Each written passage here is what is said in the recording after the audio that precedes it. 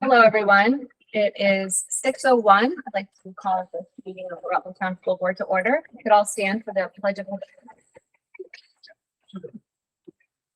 pledge allegiance to the flag of the United States of America and to the republic for which it stands, one nation, under God, indivisible, with liberty and justice for all. We'll start by asking for a motion for approval of the agenda and also if there's any additions, deletions, and changes. One change is to remove the executive session at the beginning of the meeting. If needed later, we can add it in, but right now we don't have a reason for it. Anyone else? Anyone want to make a motion? I'll move it. Make a motion. Thank you, Colin. And I assume that motion was to approve the agenda. Everything you just said. Yeah. All in favor? Thank you. All right, and now we're on to teacher, staff, and community comments. And we have some students in the audience today that wanted to make a presentation and also make a request afterwards. So you're welcome to come up. Yeah. Right here.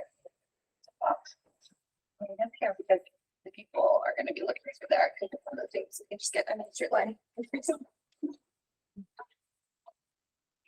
And it doesn't matter the ordering because you know what order you're going in. Yeah. Okay. So we've asked these students to come tonight and talk a little bit about Tomato Sphere. So Tomato Sphere is a collaboration between our elementary classrooms, some of our elementary classrooms, and our middle school. And so we just wanted to share with you guys some of the things that we're doing with that because it's our second year in the program and we'd like to continue to do that. This year, the PTO gave us some funds to even improve our design by having some more light boxes. So these were some students that I really wanted to share what we do. So I wanted to introduce some of my middle schoolers. So we have Lila, just give them a wave, Aiden, and Eliza. And then our elementary students, Will, Katie, and Emmett. Awesome. Aiden, would you like to start us off? Yep.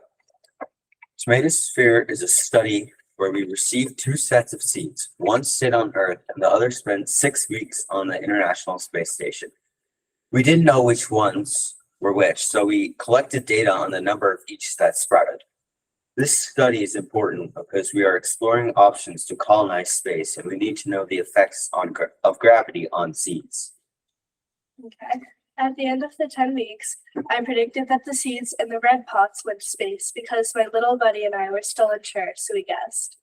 Our results showed no scientific difference in the number of seeds that sprouted between space and Earth seeds.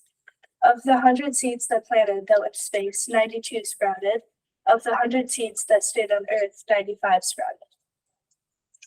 My favorite activity was making fortune tellers on the solar system, and I did this activity with my little buddies, Rosie, Katie, and Kenny. I like this activity because we learned a lot, we learned facts, and it's just a good bonding experience with little buddies. So we used to call them like cootie catchers. So the ones that they pick through and have to pick up. Yeah. My name's Will. My big buddies were Ronan and Jaden. One thing I like about working with the middle schoolers that was doing experiments with them. They were very funny. When I get to 7th grade, I think I'll be a great big buddy because I will be ready to help my little buddy with ideas, building, etc. My favorite activity was planting the seeds. I did this activity with my big buddy. I liked this activity because I like to get my hands dirty and plant things in the garden. My name is Kate. My favorite activity was making straw rockets. I did this activity with my big buddy, Dave. I like this activity because I like making facts. I was so impressed with the things that I remembered because we did this for 10 weeks. And 10 weeks is a long time in the middle school world. It's a really long time in the elementary world. So their teachers gave up a chunk of time at the end of the day to come down to our room and work together. So we want to reinstate the Big Buddy Little Buddy program next year, pending scheduling and availability of classes. So that was one thing that we really wanted to see how this works. And in my opinion, it was a huge success, partnering them up and just giving them a chance to get to know each other And as a middle school teacher, it was really cool to see my middle schoolers just relax and have fun and just really, you know, be patient and kind with some younger students, because sometimes it can be tough and really competitive when you're in middle school. So it's really nice to see. So Katie and Emmy are going to offer you some plans. Choose wisely, because they'll tell you what they are, what you picked when you're all done. Do you guys want me to carry it, or do you have it? You got it. Okay.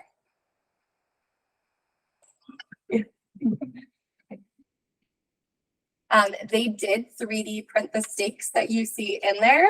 It was my first introduction doing Tinkercad with elementary students. So it was really interesting for me to learn how to simplify and be able to expose them to that. So it was a really cool project for them to do. So we gave some templates, and then next year, I'm hoping to open it up more now that I have a better sense of what second and fourth graders can do with a 3D printer. Yes, you might have some good root bases there. They weren't ready at your May meeting, so they've been ready for a little while now.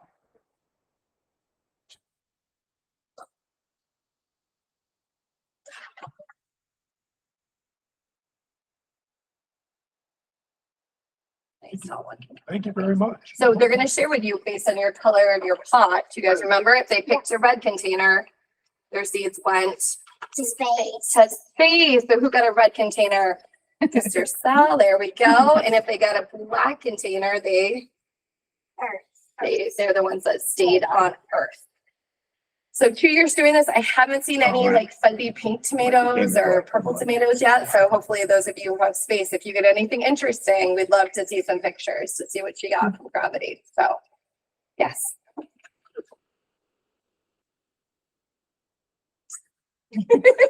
Yeah. Sorry, you practiced that earlier. I mean, did you guys have any questions for them about Tomato Sphere or partnering with bigs or littles? That's okay if you don't. It's a lot of fun for me. So Thank you so much for letting us know all about thank you guys for coming tonight. I really appreciate it. Do you want me to take your cards? You guys are fabulous. And I know some of them are going to head out because they're getting ready for their last week of school. I have a question. Do you want an update on, as we plant these at home, an update how well they're doing, or? Yeah, you get a space one. So I'm interested to see if you get anything funky. Last year when I planted mine, they all kind of cross-pollinated. So I'm curious now. I've kind of separated them in my yard to see if we can truly see what a space tomato is without any cross-pollination. So it'd be cool to see. Nice. You guys are awesome. Good job. I don't have you guys picking it wrong. You got some other stuff. This is so good. You guys are amazing.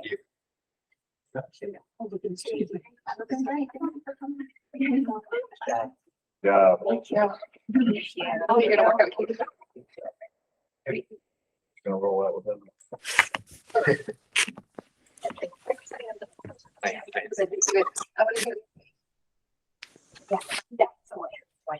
Yeah, So would you mind? yeah, right over here, just where you were again.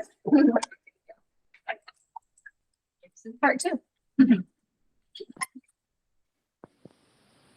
Hi, we are rising eighth graders at Rutland Town School. I'm Eliza Getty. I'm Peyton Miller. I'm Aiden Fitzsimmons.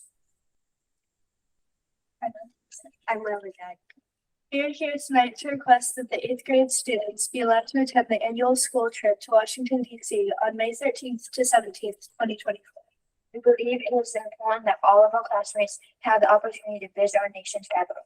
We will be exploring many educational landmarks, including the U.S. Capitol, Mount Vernon, many memorials, and the zoo. We will be fundraising so every student is able to attend regardless of financial need. We have a first fundraiser, a yard sale, and bake sale in the RTS gym this Saturday morning. Please come support us. We hope that you can grant our request, and we look forward to our trip next month. Please let us know if you have any questions.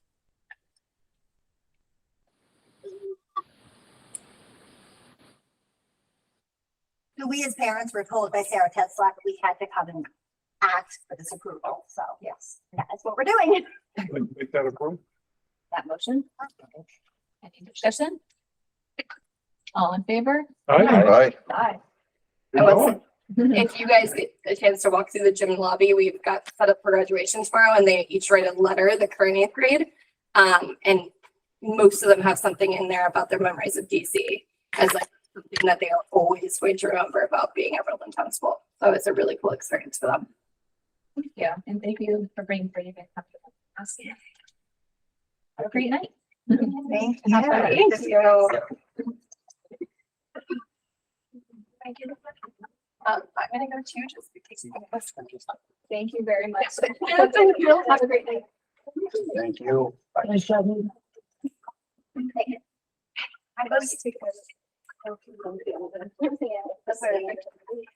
Shut up, face. You won't do it. All right, and now we have Lewis. We moved him up to the beginning because he has a baseball game or softball game or something. Good evening, everyone.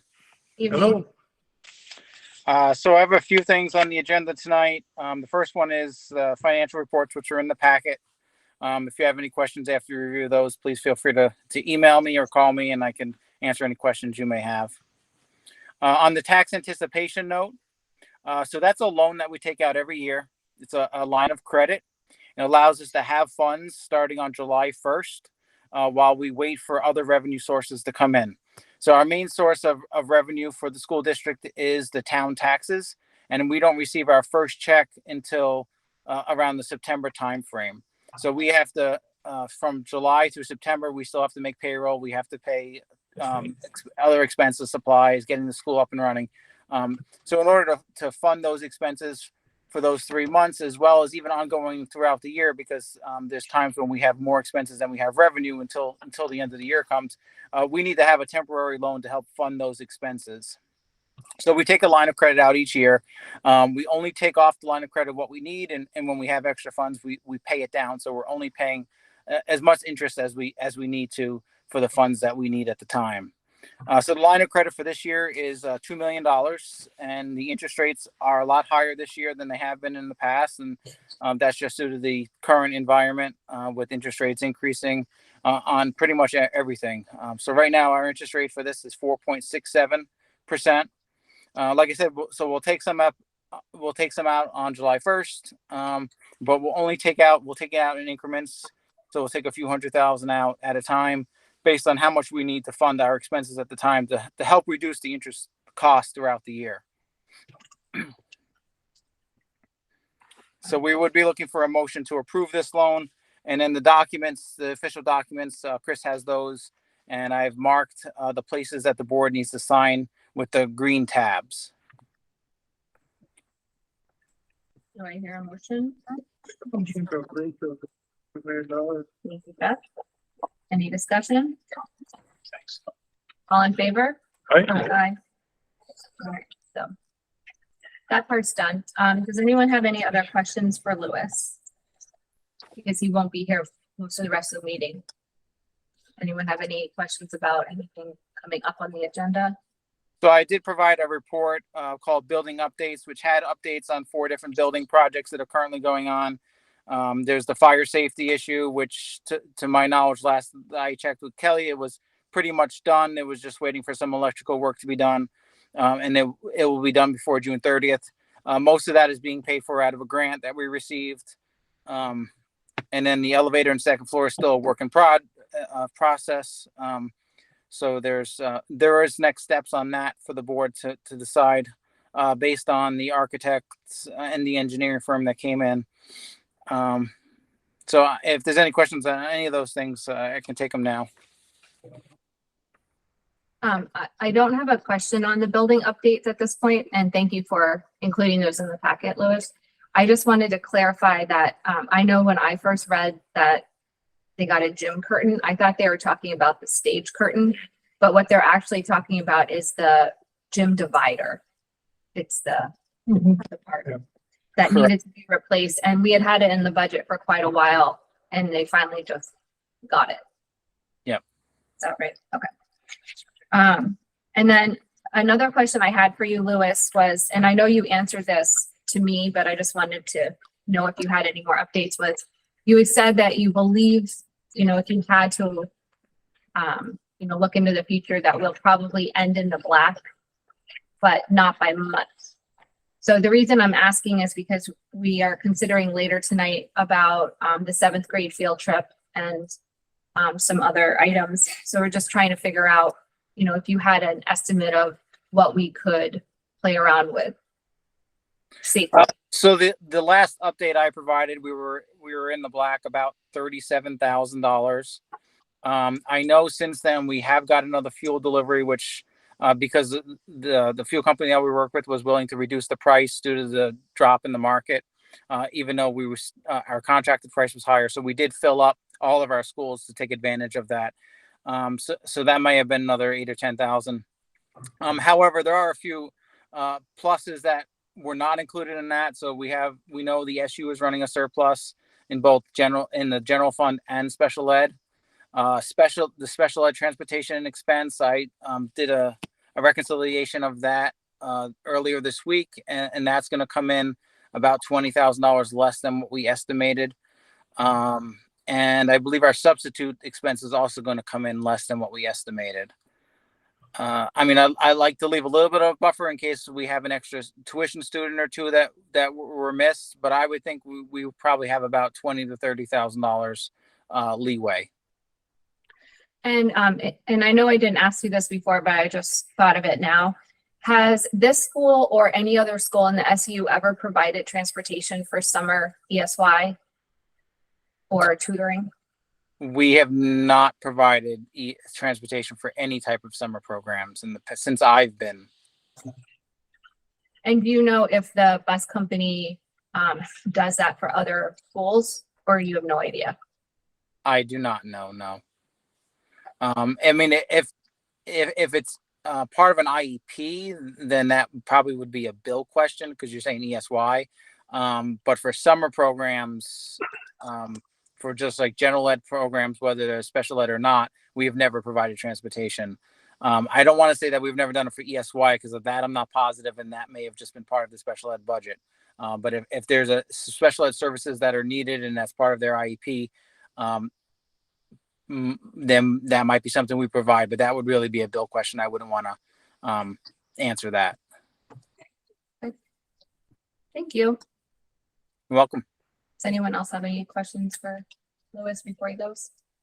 That was my question. All right, well, hopefully you'll get some ball game in before the rain. It's cloudy, but it's holding up. Yeah, good. Well, have a good night. Thank you. Have a good night. Thank you. Bye. All right. We are now on to old business. Chris, would you be able to share the drawing of the second floor? Let me find it real quick. That's the one that you had shared with us. Yes. Just waiting for Chris to share the drawing that we had, we just received from the NBF architects. And just wanted to give everyone a chance to ask questions. Thanks. Yep.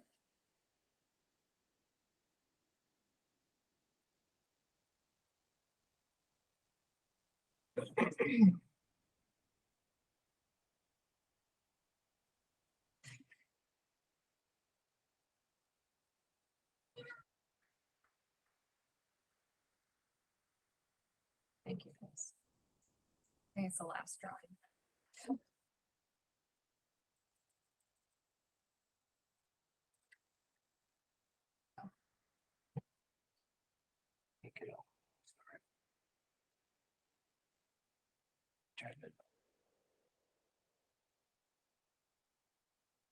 That's good. Great, thanks. So what the architects and the small group, which consisted of myself, Sarah, and Kelly, I believe, I don't think there's anyone else there. What we went through the architect and kind of talked about a lot of things, one of which was classroom size.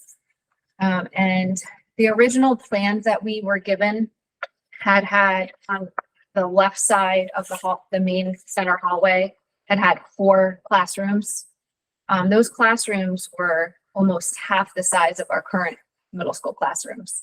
So there's no way we could fit that many if we wanted to have a regular classroom up there.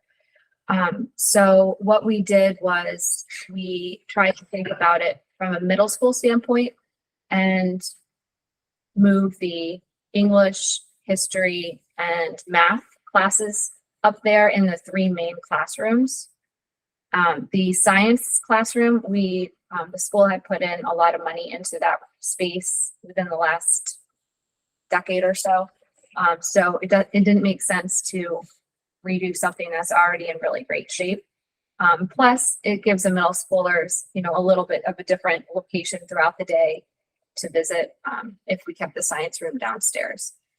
The other two spaces on the right, the L-shaped room it's listed as a multi-purpose space, but the goal of using that space on a general basis would be a special education classroom for the 7th and 8th grade students so that they're with their peers on the same level.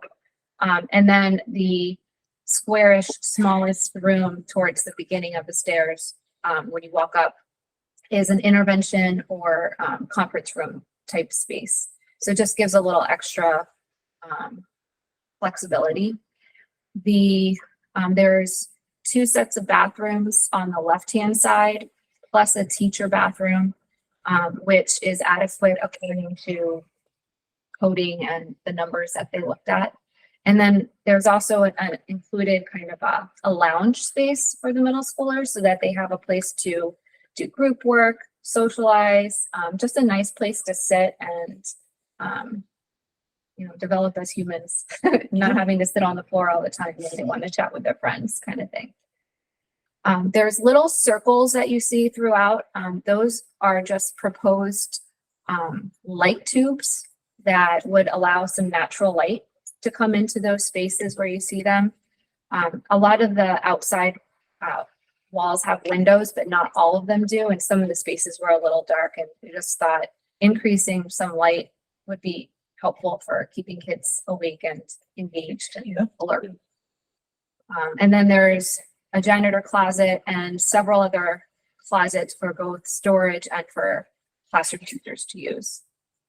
And the plans also includes a second egress, which was already planned for previously, but is put in the plan. So, questions? Yes, let's start with.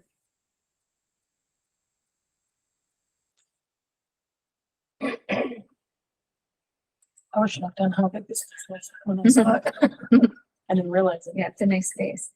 I think one of the nice trickle down benefits of moving the middle school upstairs is it allows for more flexibility down in the main area. Speaking with Sarah, an idea she had was on the primary wing, potentially moving where the preschool classrooms are into the bigger kindergarten rooms, which would allow for us to have more students without increasing teachers. Because right now, because our rooms are so small for pre-K, that's what's really limiting the amount of spaces we have for students. But by increasing into the bigger kindergarten room and then maybe taking down the wall between the 2 preschool rooms, that would enable us to take, I think, 10 or 15 more students, which would help some of our other issues that we've had over time with having such a long wait list with preschoolers. My one question is our enrollment going up that we need this much to spend this much money on this much extra space? Are we going, what? Do we even have the cost? There wasn't a cost We associated. don't have the Yeah. cost yet. We want to have Looks a great. community forum to talk this out with the public and see what they're thinking about it. I believe that Ed had said he would get us kind of an estimate, but they didn't include it yet. And I sent a follow-up email today, and she may have written back since I've checked my email, but I didn't get it before. I just see some spots where there's like by the bathrooms. Mhm. There should be doors coming out of those classrooms. Like a second door. Yeah, You mean, to that hallway so that they can go to the bathrooms and then over on do the they need a southern, second door for each classroom? Is that what you're saying? right. Yeah. Right, yes. And then between these two rooms on the right, there needs to be a door. A fire door. So I'm looking at 3 doors that need to be put in. Need to add 3 doors. Thank you. And when we have that community meeting, you can kind of draw in what you're talking Oh, yeah, about. yeah, yeah.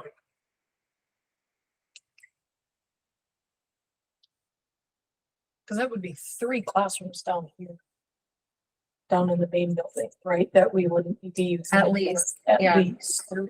Because there is a middle school special ed room now down here Yeah. too. So it'd So- be 4. It would be So 4. 4. Mhm. I just, I just want to be prepared when we talk to people that like, yes, are we really increasing the amount of students? Like, are we running out of room? Be able So- to answer this to people. So here's an example of where we're at. We have very little space to grow. Yeah. So there was a grant earlier this year that we had looked at getting for a like a a sport room or activity room. But in order to apply for this, you had to have a designated space that you could have their like circuit training / weight area. And we don't have the space for it. But if we had this extra space, then we potentially would have. Mhm. And then we look at our preschool numbers. When this building was built, it wasn't built with that much preschooling in mind. So now we took up some room for that, and we have a wait list that we end up paying out. I think this year it was 65,000 so far extra that we've paid out, where that amount of students, we may have been able to absorb almost all of them if we had bigger classrooms. So there's definitely some areas that we could benefit, I think, from shifting this. And there's probably more that we haven't even thought about yet. Mhm. Having more space for tech ed, maybe having a designated computer makerspace lab. That's, things like that. We just don't have room for those type of things right now. And that's, we don't know what the future will bring, but there's definitely at least areas right now that we would benefit. Okay, Yeah. good. Anybody else?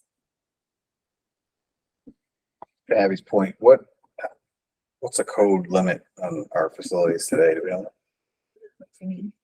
if people can get in the building? I don't know. How much does this allow us to grow? Back when the school was built, we had 534 kids Yeah. in this building, and we didn't have the specials wing. So the art room was like over there. But codes. Yeah. Kindergarten wasn't in mine back then. I was in Cheney Hill. And codes have changed Right. over time Yeah. too. No, it's understood to the public, like this, we do this upgrade, there's a good probability we can't grow out of this space with our demographic, the size of the town, but this would, to Tina's point, we're missing a lot of specialty classrooms. We could be having a tech room, a STEM room, that ultimately my dream for middle school would be to have those resources. We just don't have the space. As part of the cell, I mean, Normally, if you're staying on a schedule, every 10 years, you do some sort of either redo of classrooms or addition or whatever that you need to do. And this is over 30 years of this space been sitting there. Because when we designed that, we designed it for the future of use, because at that point it showed our numbers going up and stuff, and obviously the whole state of Vermont numbers went down. But now things are staying steady here, pretty much steady flow, a slight increase.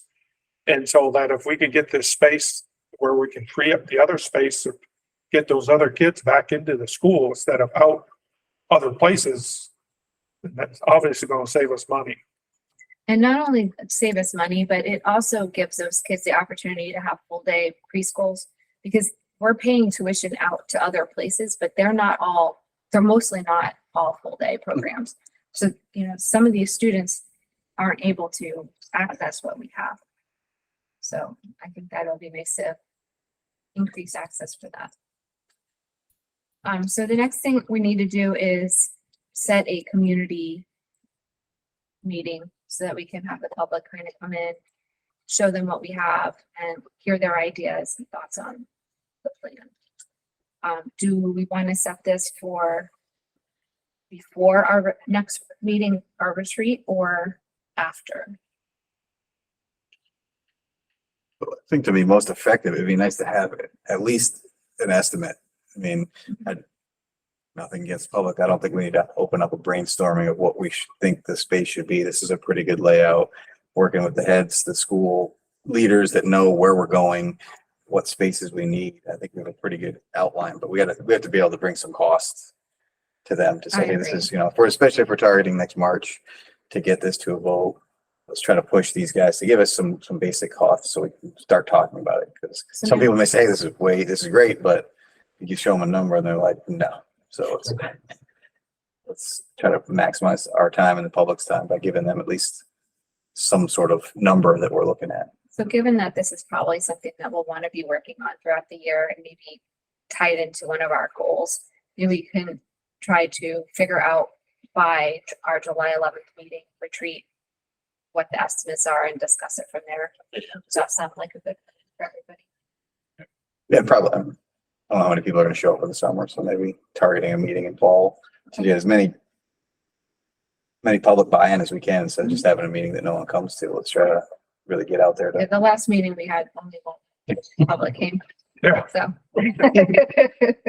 Even that, I mean, the September school board meeting, we could even have it on the agenda for that because, we're talking budget, but there's not a lot of substance of what's happening within the school in that first meeting. It's like everyone's just getting back. And so there's not a lot of parental involvement in that first meeting back. Maybe this would be something that would get people interested and engaged. So why don't we get the estimate and discuss it at our July meeting? And then if we need to, the August meeting, we can figure out, iron down the date, whether it's the September meeting or some time. Yeah, well, I think part of the SU meeting, we're gonna, I forgot, blank the presentation we're gonna put up. We just talked about it last week. Grade point stuff. Oh, As part of the informational thing, maybe if we can be ready to have something in there, like, hey, this is coming down the pipe, to have that as part of the presentation. Just a snippet. Here's a plan, here's that gives us till then. So we'll continue the discussion in July. Go from there. That's Yeah. okay.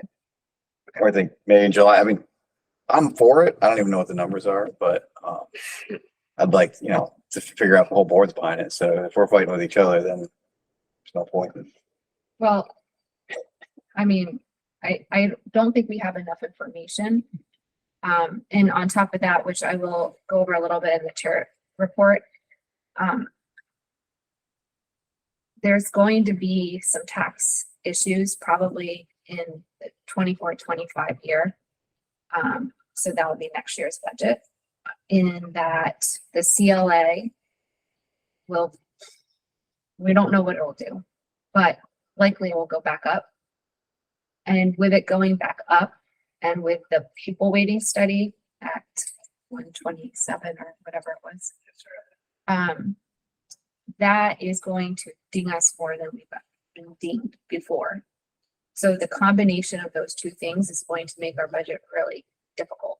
So that's something that we need to kind of keep in mind when we're planning this. I'd love to do this, and I don't think there's a right time to do this. I think sooner rather than later is definitely better, but we may struggle with the budget as well. So just kind of wanted to give everyone that heads up.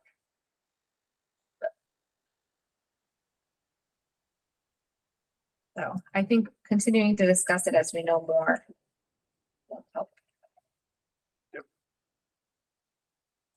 And I don't, maybe this is the lowest thing, but,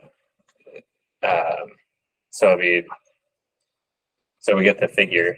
It'd be great if we kind of knew how that would get broken down, right? Like, how it goes out the bond, what the expectations are as far as like, pennies on the 100 or however, whatever it breaks down to someone at their kitchen table, Mhm.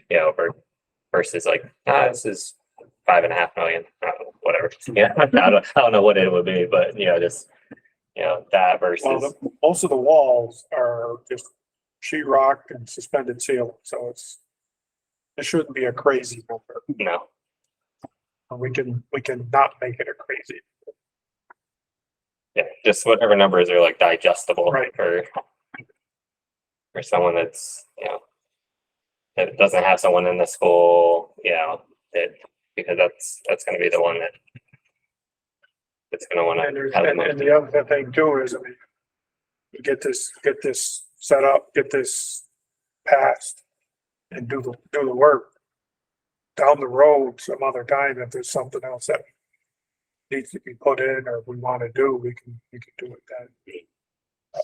We really haven't done structure wise a lot here a long time. And I also just want to make sure that for the record that the elevator that we did get voter approval for a bond of $180,000, I think it was 2 years ago. We were not able to use that or go out to bond for that because we didn't have enough drawings or specifications to get a bid. So that's something that we should keep in mind too, that the voters did approve at least starting this project already. And we have not been able to start it yet. So I guess, by a show of hands from the board, who is in favor of continuing looking into this? All right, so I think we're all on the same page. Just have to get more information. Thank you. All right, next up is the 7th grade trip. I think that Colin and Tim had said that they're going to look into business support or community support. I mean, I brainstormed some with a few local like friends and acquaintances, and I was trying to get the student council to try to work together on some things. That never really came to fruition because they never had a meeting since our last meeting. They kind of just, I think, testing and everything else sort of took over in a lot of ways, because I feel like they should have a buy-in to this whole program this year and going forward, and particularly because the the student council, I think it's like 5-6, right? So like those 5th graders would already be kind of setting the groundwork for their participation next year. I mean, the things that I did gather from the few that I talked to is like, at least smaller local businesses, their philanthropy budget is slim, and it could be tapped out 10 times over, just with the number of programs that come in, on a weekly basis. One thing that I did get was like, trying to set up like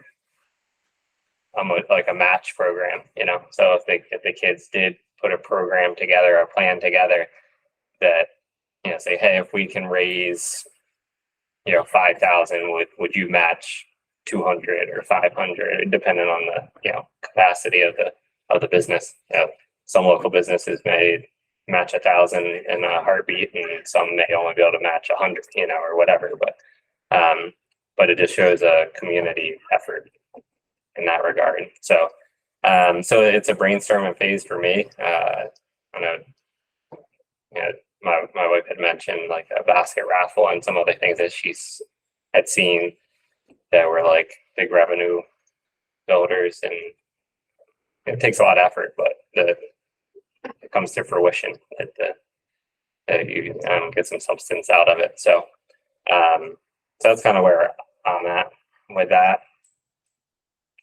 I'm all ears and willing to pitch in, on what we can do for it. But as I said, I feel like the students can really help move that needle. There's some really great kids and talented kids, whether it's, like one like one of my accounts was like, oh, well, we do like a summer barbecue, like, if the jazz band, a few members of the jazz band that, would want to play, you know, like that would be as simple as like 3 talented musicians could, you know, raise plenty of money, you know, if they were interested on that, or just some of the artwork that I've seen come out lately and things like that. So, so it was total brainstorming for me, nothing set in stone, but you know, definitely good conversations and kind of gave a little clarity on the opportunities. And I do think that if we can get some traction with the stakeholders within these programs, whether it's you know, the 7th grade or the 8th grade program, to talk to, you know, the hospital and GE and Casella. I mean, these guys are publicly traded companies. You know, their philanthropy budgets are more than our local grocery outlet or something. So that's what I got. There's been, in the past, there's been board members that have tried to reach out to the businesses and stuff, and with a little success, but it's like what you're saying, the students. I think really that's the key part, to get them involved in it, to let them know what's going on, like, oh, a trip to Washington or a trip anywhere, and let them do the work, or get the message out to the people, and you know, I mean, but there's nobody out there. A lot of people, there's a lot of businesses that aren't swimming in money, but you know, especially the smaller ones, but it definitely has to start with the kids. And I tried to look up even like Bezos's, like I looked that up too, but that, I mean, that's like a year out. Like, you know, I think it was like mid-May they needed things for like next year's allotment and things like that. Yeah. Which is a much bigger ticket item, but like I said, you know, you don't ask, you know, they're not coming to knock on the door and just hand it out. So, so yeah, so I'm all ears, and if you know, if parents want to reach out to me, I'll do my part. So I think we could get some traction. My whole thought around mine is having a budget like year in, year out. I almost feel like it could be a pitch. Class comes in, and I think that to piggyback on Abby's thought, if we're going to do this, I want to make sure that, you know, we're paying for every kid. Every kid, no matter who you are, no matter what you do, is going on a field trip, and not just limited to 7th grades going here, DC, like K through or whatever they are, and they come in and like, we need, I don't know how much DC costs. We need 20 grand next year, and then say, hey, as a board, maybe with Lewis's help, like have a budget, like we got 5 for you. And I can go out and get 5 from businesses, but you guys got to come up with 10. But have a plan instead of just a Hail Mary at the end of the year of like, well, you guys cover it next year, and then kind of grow this out year over year, so they kind of feel like walking into the meeting, they know they have a budget that we're going to at least accept. And then from there, the businesses is certainly, we're going to have businesses that'll give more in one year than another. It's cyclical business. They may have kids in the class. So it's a lot easier. But it'll allow us to maybe take a look at some bigger things. But when you go after the Casellas or the Amazons, there's also big projects we might need. We might need to build a STEM or a tech room that I don't want to burn a $5,000 grant that we could get $150,000 grant for. So I think at this time of year, it'd be great for every class to come in and have like a wish list. So like, here's what I want for field trips or the big trip. This is what we need, and we can sit around and say, okay, this is what we can either A, we had some surplus, or B, we got a budget for, and then we can go out, and I know we can get community involvement and show them what we're doing. So I know the kids have to get involved. It's a big ask for kids to do that, but when I say kids, it should be their parents coming in and working for the whole class, not just for your kid to go somewhere, but to make sure that every single student in that class gets to go. And we definitely have the community support to do that, but it'll give the community a little bit more of a sense of year in and year out knowing what we need and how to get there, versus just, hey, we did well this year, let's dole it out. Let's get on a consistent basis of, this is part of the educational process of Rutland Town. Why you're here is this is also the experience you get by going out and doing these things, and it's covered no matter who you are. I mean, that's why that's on the internal side. That's why I felt like the student council is such an important sort of avenue, because one, they already have the teacher mentors that are working with them, you know, so they're the adult in the room that can kind of help steer them, you know, in some ways. And those kids were chosen by their peers because they vote for their ambassadors and stuff within the class to represent them. So so then you have, you know, a smaller breadth of kids that are kind of leading that charge. So and I know that, I mean, they put together dances and different things like that. So this is just an opportunity for them to kind of branch a little further. So I think the 7th grade this year specifically was asking for help, or the 7th grades for next year, because they're trying to reestablish this trip. And it used to be a lot less. So I think that that's part of it. I think fundraising's been very difficult over the last few years with COVID. And I do agree that I would love the student council and, you know, the students to take a little bit more buy-in, as you say, or, you know, or actually trying to get some funds for the school and help with the fundraisers.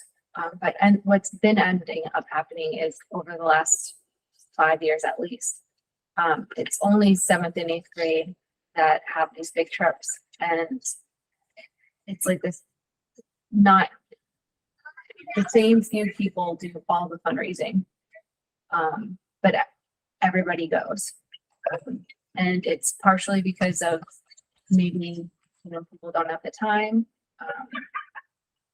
Maybe they don't have the desire to, you know, do that. They'd rather, you know, pay, or some of them don't have the funds to pay. And but some people are really getting burnt out as well. I also think, Colin, you brought up a great point last time when you said they might not even have the capacity, like the family or the, you know, or, you know, the network that some of the other families. So yes, they probably want to help fundraise, but they don't know where to go, you know, or their neighborhood might not be safe enough, or they don't have family around here. So I think we have to look into that too. So it could just be a capacity thing of why. Screen just moved. Yeah, I mean, fundraising, like selling cookies, you're selling them to your buddies. I mean, Thank you. or I'm buying 1 million of them for my Yeah, kid. yeah, It's not absolutely. fundraising, it's It's having people you know for money. seriously. They don't need the cookies. Yeah, so it's. And Chris, was there, I thought there was talk that there were some funds for this field trips or something.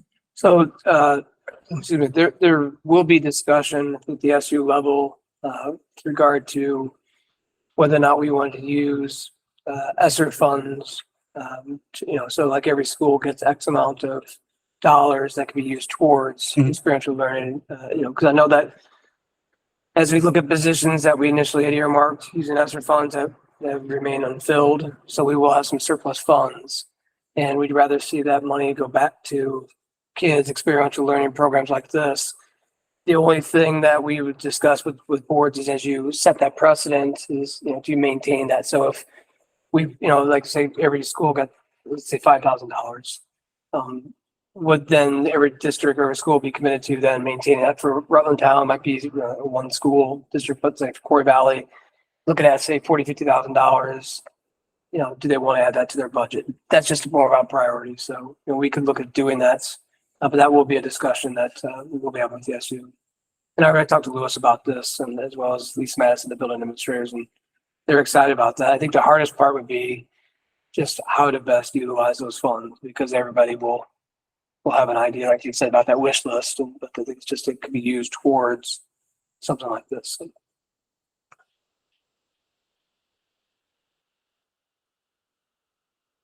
And 5,000 was just a number, so don't quote me on that. So it's big. I wish we had that money left. We don't.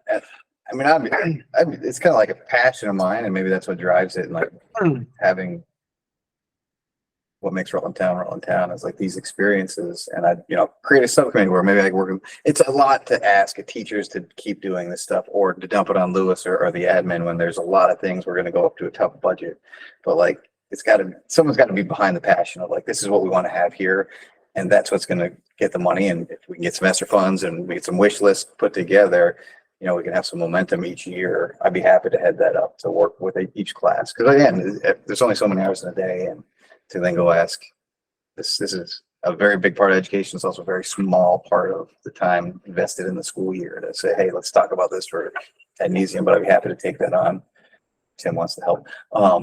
I threw him on the bus last time, but just to try to get some momentum, not to discount, we're going to talk about seventh grade, which I'll happy to, but I think if we can get some sort of framework and someone championing it that isn't, you know, Chris, there's a lot of things on everyone's plate. This will fall by the wayside versus us being saying, hey, this is something Rutland Town's going to do. And hopefully while I'm on the board and while I'm not on the board, someone can champion it moving forward. So I'm happy to continue building momentum towards this. With, you know, with almost the framework of it's like every kid, every day, I want every kid to be able to go have this experience. So however we can figure that out as a community, we'll get there. Well, it sounds like right now, they're not sure they're going to be doing the seventh grade trip. So I feel like if they Next had year? next year, Oh, really? yeah, it sounds like that not everyone is able to pay for it. It's very expensive. So it just sounds like the momentum has slowed down. I'm not sure. I suppose they were supposed to have a meeting about it. They canceled it. So I don't know. I believe they want to have it, but I think the cost is very high compared So- to what it used to be. We got that thing in our packet about The field. that it was gonna be 16, you know, almost a little over 16,000, right, to go. Right, $450 per student. Is that something in that leftover money that we could, for this first year, so that they could? I think that we could do that.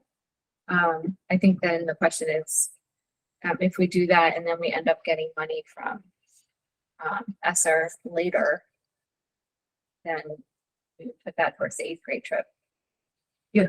Something like that. Or we could give half of it so that it's more in line with what parents were able to fundraise and pay for before. And that would probably make it more doable. It's different options. Cause like, I mean, the biggest catch is like a deposit, I guess. They need to put a deposit down on that. And to be honest, I feel like I'm not gonna vote on this because I have a That's seventh tough for grader. any of us. Yeah. But So I think it would have to. The I only would thing, abstain. the only difference between this field trip and the eighth grade is that they have time to fundraise. Because isn't this June? Everyone has time to fundraise. The problem is with COVID, that took out a lot of time so that for less money in the class accounts.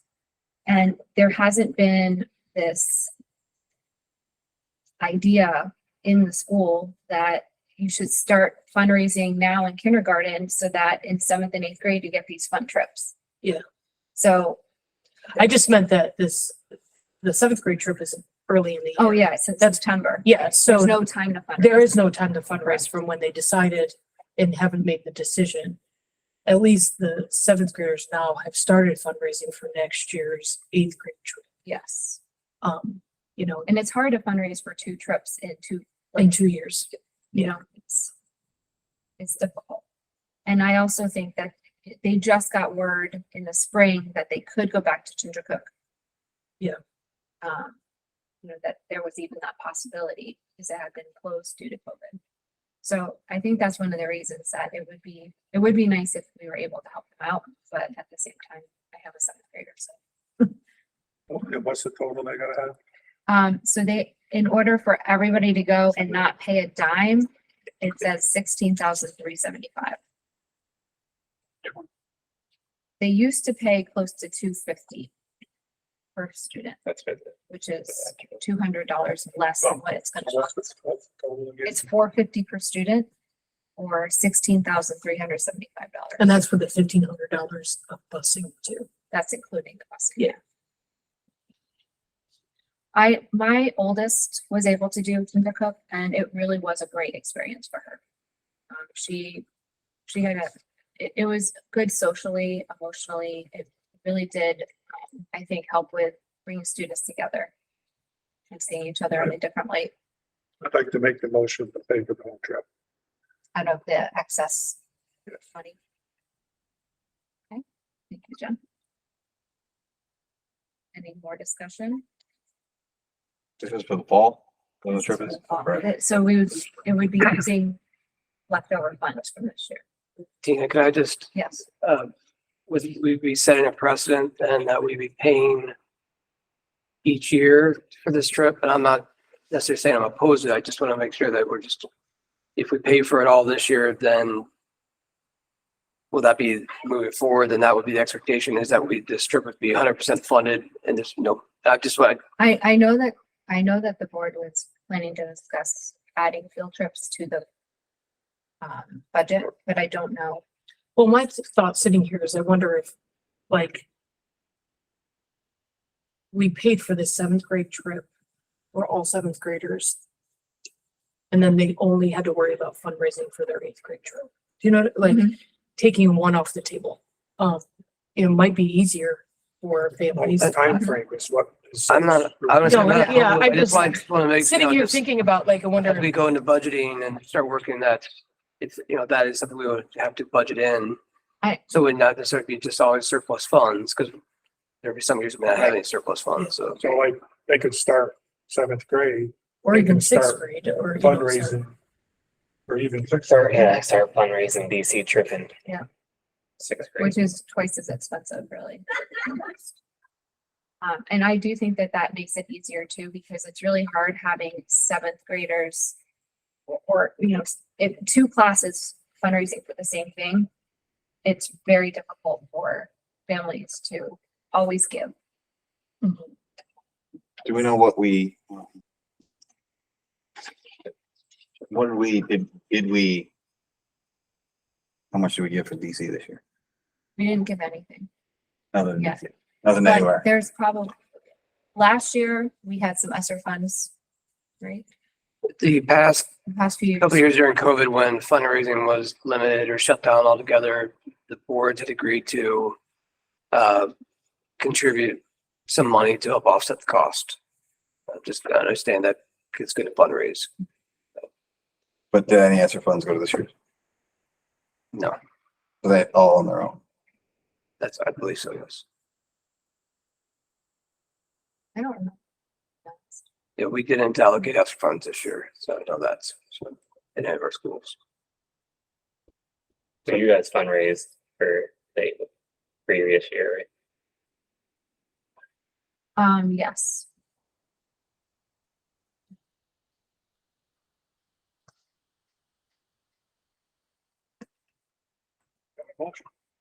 So part of my discussion would be, okay, so we're trying to create momentum into what I just talked about. We're also walking into this particular class, walking into the 2 most expensive trips, and we're gonna pay for one of them on the backs of them going into 8th grade for the even bigger, more expensive trip when we're trying to ramp this up. So in an effort to equalize and not set precedent,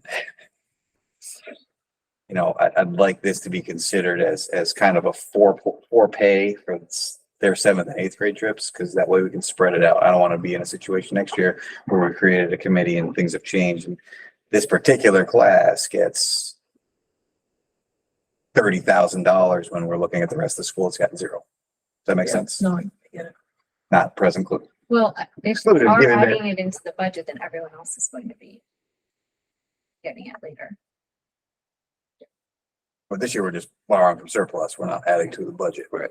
So just to be clear, So wait, I'm viewing this as a pay it forward, that I don't want to, it needs to be equalized out, because we're really publicly targeting 3 out of 5 members, kids, which that's not my goal, but that's how it's going to be perceived. So that's how I'm going to carry this forward.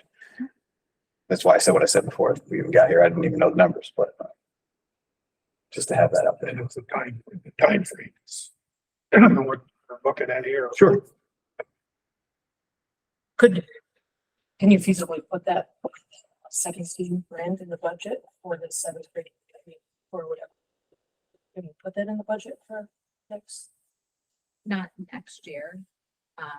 We already passed the budget. Yeah, for but next for year. the following. But year, yeah, it's going to that's- the budget. We can, but we'd have to find where we're going, where we're gonna take it. Yeah, take it from. Yeah, Or do you just add? or you the just budget? add, Right. yeah. If you feel that, not you specifically, No. but if you feel as a board that field trips and experiential learning are really important, then yes, we can be talking about adding it to the budget, finding where we can cut or where we just need to add because we need to keep everything in other categories. It's hard. Where does like the school dances and things like that, that the fifth and sixth grade are like, where is this coffers? They don't go anything in particular except for building towards field trips. Even, is that right? I think that they go towards help graduation outfits, or the robes. I don't know where else they go. I mean, most of the time, the dances are sponsored by an organization. So it's either a fundraiser for a class or it's for the PTO. And the PTO gives back to the teachers and the school with assemblies and things like that. And that a lot of times with the dances, what they take in is barely enough to cover the DJ. That's just an Yeah, a lot of times experience in dance- itself. Yeah. The dance doesn't usually make it. So we have a motion on the table. And I think three of us are abstaining.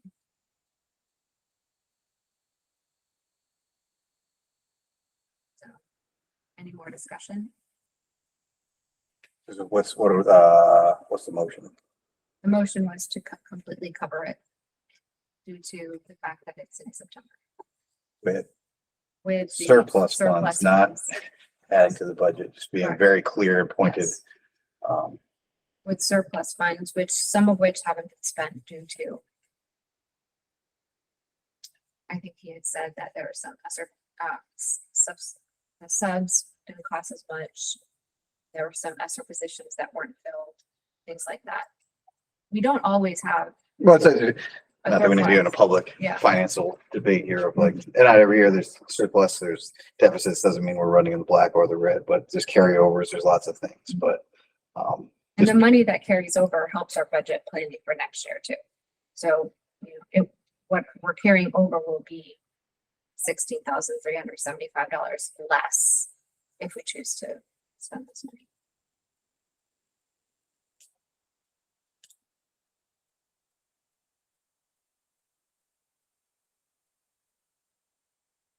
So I don't hear any more discussion.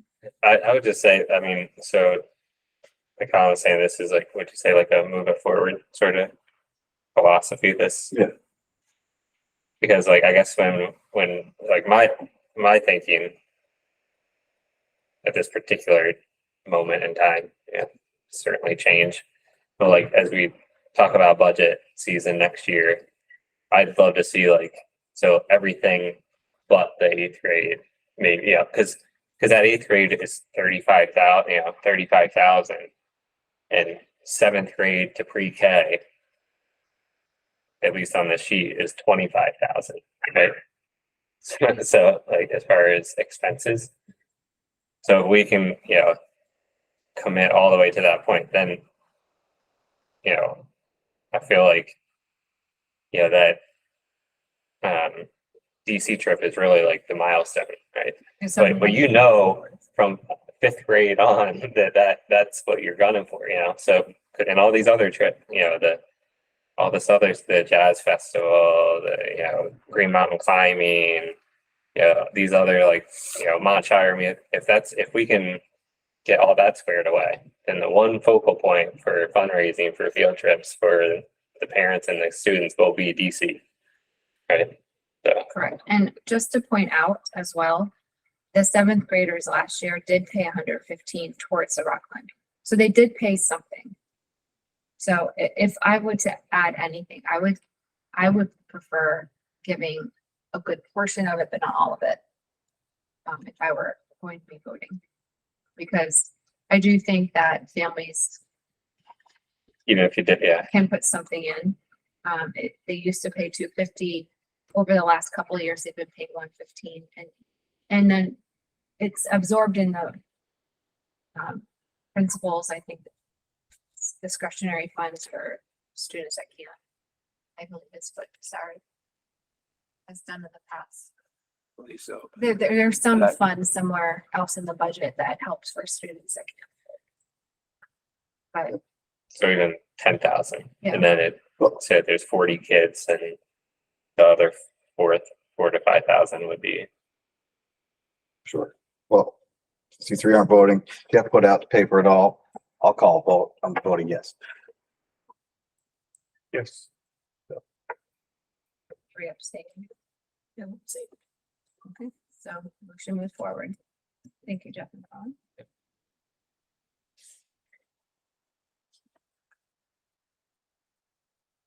All right, so next up is a little bit further exploration of field trips, experiential learning, and course offerings.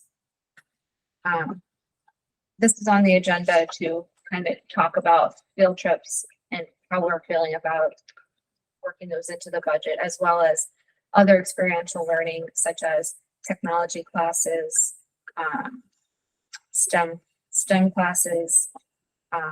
You know, right now we only teach Spanish. You know, are there thoughts about other languages or offering other introductions to languages, things like that? I think it would be, it's important.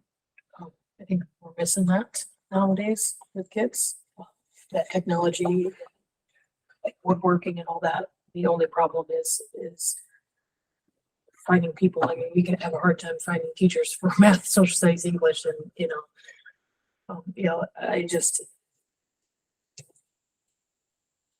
don't know where, I think we're doing pretty good to maintain what we have. yeah, We have I some mean, great programs, so. I when I see this, I think more of a philosophical discussion. I think where I think Colin and I started that discussion about where they envision the school going and how do we start to build that and progress towards that. Not to say that's going to be year one, but if we're looking, say, 5 years down the road, where do you want to be and how do we, get there incrementally? But obviously field trips, but look at growing programs, let's look at the second floor space, how that allows us to expand and grow, offerings for our students.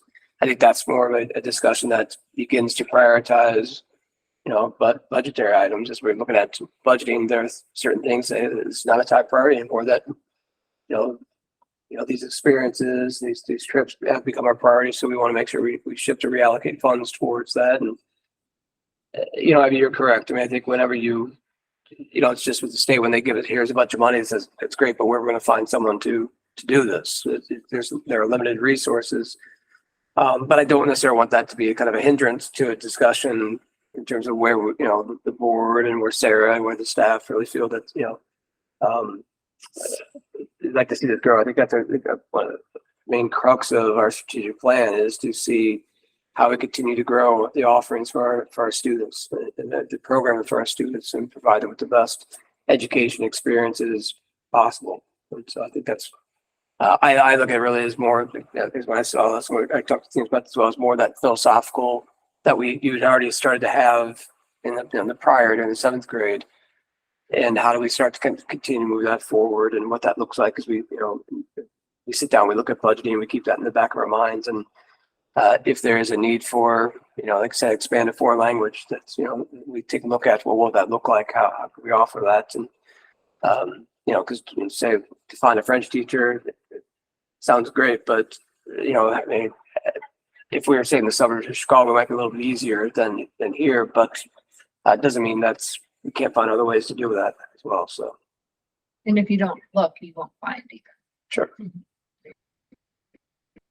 mean, potentially, some of it could be really long-term vision. I mean, past life and hiring practices of the next hire where we're going to have, dual lingual requirements, but you can't change what's in place right now and then kick someone out and then, or bring in a French teacher when we have 3 kids that want to take French, but moving forward, say, hey, we're going to hire on only people that can speak multiple languages. That's why they are and certified in it. That way they can teach to what needs are.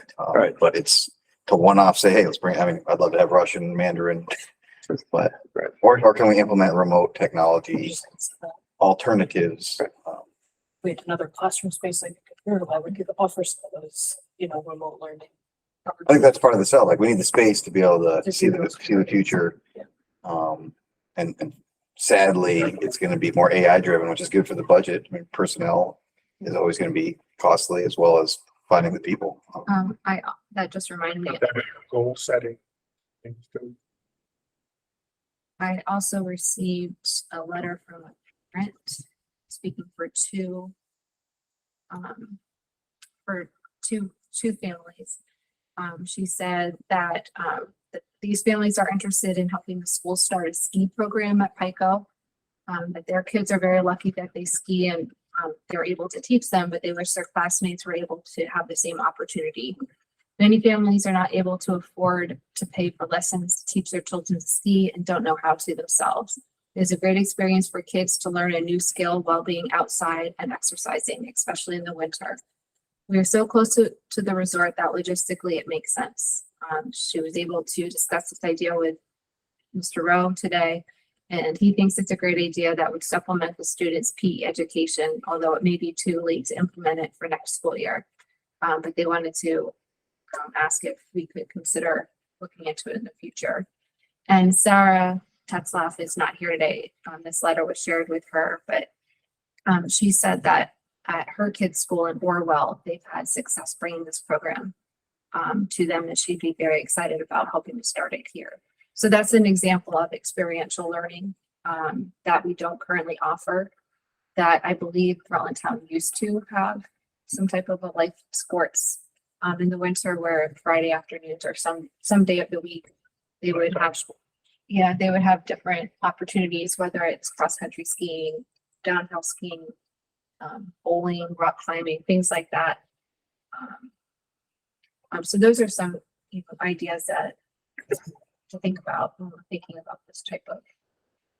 I could talk about this forever. I think getting the temperature of, I grew up with Lifetime Sports and working with Pico in the mountain is part of the element of easing the budget. But I'm not 100% familiarity with how specialized can we be at Rutland Town versus the whole SU at large? I know we were always fighting for class time minutes, this teacher time. I would fight for this program forever, but I want to make sure I'm in the right framework. And is it an uphill battle, or is it something that we can introduce? Because I know it's other schools are doing it, but they're not necessarily in our supervisory bubble. How do we get there without? I could literally talk for 5 hours. I mean, I think that these are good discussions at the SU, but I think we also have to understand that we don't have to move in lockstep with one another. That's if our goal is to increase, experiential learning programming for our students, what that may look like in one school may look a little bit different than another school. And I know that Wells in the past has participated in the junior ski program at Bromley. I know Middletown Springs, I think they go to Pico, but Pulteney went to Pico this year. Right. So there are other schools that participate in these programs. And so I think it's more, there's sometimes that notion of just because one school does it, we all have to do it, or if one school can't do it, then nobody can do it. And I think we really have to look at what we want to provide for our students. And like I said, what it looks like around town may look a little bit different than down at Wells or Pulteney or Proctor, and that's okay. But we're still providing these programs or experiences for our students. So, and this is really offered to all of schools. I mean, they're trying to get more. I mean, the ski resorts they're trying to grow this because they understand that right now they're seeing a steady decline of Vermonters. And so they're trying to grow this, and so I think more it's just for some people it doesn't cross their radar because it does cost a lot, to go skiing on a normal day. So this is a good program. And the nice thing about the program is the students that participate get a lift ticket or a season pass. Yep. So they're able to go on the weekends and at other times as well. Right. Or with friends. I mean, if we want, we could go at the whole social emotional learning piece of it. I mean, building, just the relationship with community members. I mean, there's a lot we can do. I'll be on with. but I also think we need to look at what we're doing here already and seeing how we can expand it. I mean, the one class that Ren talks about all the time is tech ed and what they're doing in tech ed. And if we can expand that even to the younger grades, like getting, even if it's once a month, like, I think we'll be talking about that a little. oh, okay. I was just like those kind of things that we have already. How do we expand that to a wider, instead of waiting till 6th grade, 7th grade to do it? How do we get some of the younger kids, those kind of opportunities, even if it's 4th through 8th. There's a lot we do here already. Just how do we expand it?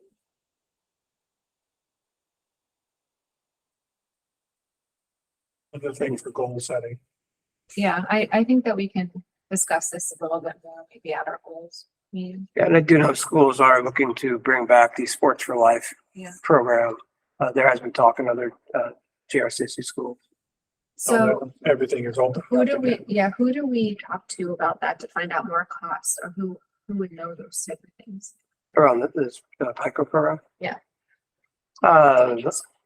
There's a Wells Springs board member. I could talk to George tomorrow night. He works in Killington, so he might have more information And as well. it sounds like Abby, Well, that's there you where she works too, so she might be able to. Yeah. Okay, perfect. So if you could bring that information, I think that'd be good for our discussion, just to start thinking about budget for next year and also thinking about a goals for a retreat. Does that work for everyone? Yeah, my fear is that like it's been talked about for many years and it's been missing for many years of like, I don't know the obstacles to get back there. Money's easy. You just go to I can get on the phone tomorrow and tell you what it's going to cost per student, but also what do we want to entail? Are we just trying to get kids to the mountain, or is there a cross country scheme? I mean, it's not a one size fits all. Lifetime sports for us was not every kid went to the mountain. Certainly Pico was a big part of that's where I went, but a lot of kids attended. What do we want the program to look like? What are the obstacles to get there from a school perspective and an SU and a timing like, because like on a grand scale vision, I'm ready to go. I And just who do don't we know. want to participate in it too? Is it whole school? Is it just, what are the I think a lot of that is going to be based on the supervision, teachers, and making sure the teachers are involved in this. And maybe in the discussions, because that's how it kind of went away one time. We had a staff that was tired of all that stuff. Yeah. And so it kind of that was a lot of it went away. Sarah said that with community support, the Orwell Booster Club brought the program to Orwell Village School 6 years ago. It was and is a ton of work. The transportation to and from Pico and the cost of ski clothes, mittens, gaiters, socks, goggles, etc. is the most expensive. But she did say it's wonderful. So But it's also how big Orwell. Orwell's tiny, Stop but it's also further away. So I'm saying here, like, I don't know the demographic of the teacher. Like in my heyday, most of the teachers skied, so it was like to Jeff's point, and things have changed from when I grew up to now as far as supervision volunteers. But let's get those hurdles out of the way. We have plenty of parents that would jump in on this and help teach and be there with a lot of free time on whether it's Friday afternoon, Wednesday afternoon. There's a lot of active parents that would be involved. But again, those are hurdles too that are like, you have to go through a whole bunch of steps. You can't just show up and start teaching kids, but also it's cost savings to not have to lean on the mountain to say, hey, we want free passes, we want gear, we want teachers, we want all this. Like we got to have. I know when they would go to Pico, there was swimming, cross country, and a downhill all in one spot. Yeah. So that was a lot of the kids went that way. But we had some climate change, and Pico's open, but Pico's open later and later. We have Mountaintop to look at. I mean, I'd love to jumpstart this too, because I think it's certainly in my circle, that's like what happened to it, where to go. But how do we get back there? I don't think it's as easy as us being like, let's do it. We're just getting some costs. So I think we need to know more about costs and what we need for it. So you can bring some information. talk about it. I'll be prepared for July then, for the costs and everything. At least on the ski aspect, Okay. I don't know. Oh, I can give you all that. All right. Good. All right, so we'll move on. Under new business, we had a request from a community member to discuss putting a dog park in at our land in Northwood Park. We own part of the land. I think originally we purchased the land years ago as a site for a potential high school, which obviously hasn't come to fruition. I'm not sure it ever will. But at the same time, it is our land. The school owns parcels of land that we own on the woodlot over in West Rutland, up on the mountain. It's different parts of the school that we have owned for years and years and years. And we slowly have given some of it away to the town and other things, but anyways, that's kind of where.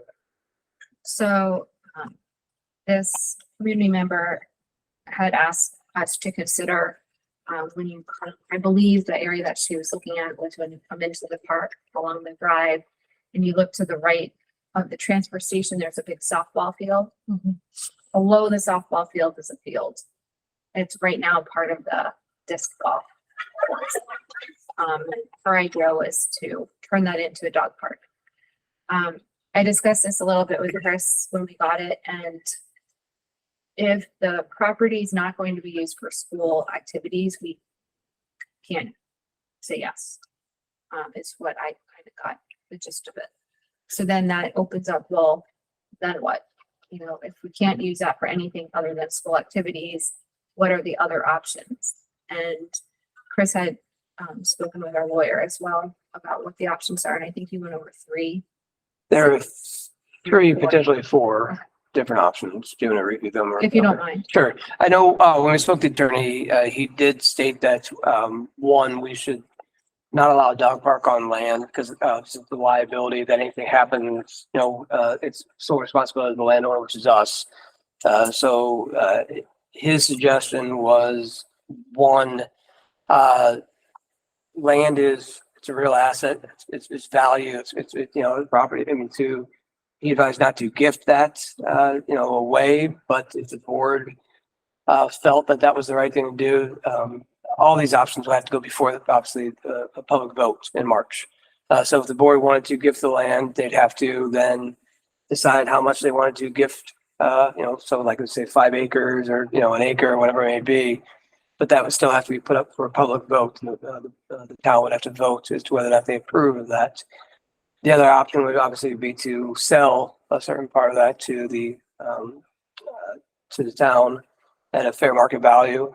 And so, but that would also have to be publicly voted on there. The third would be a long-term lease.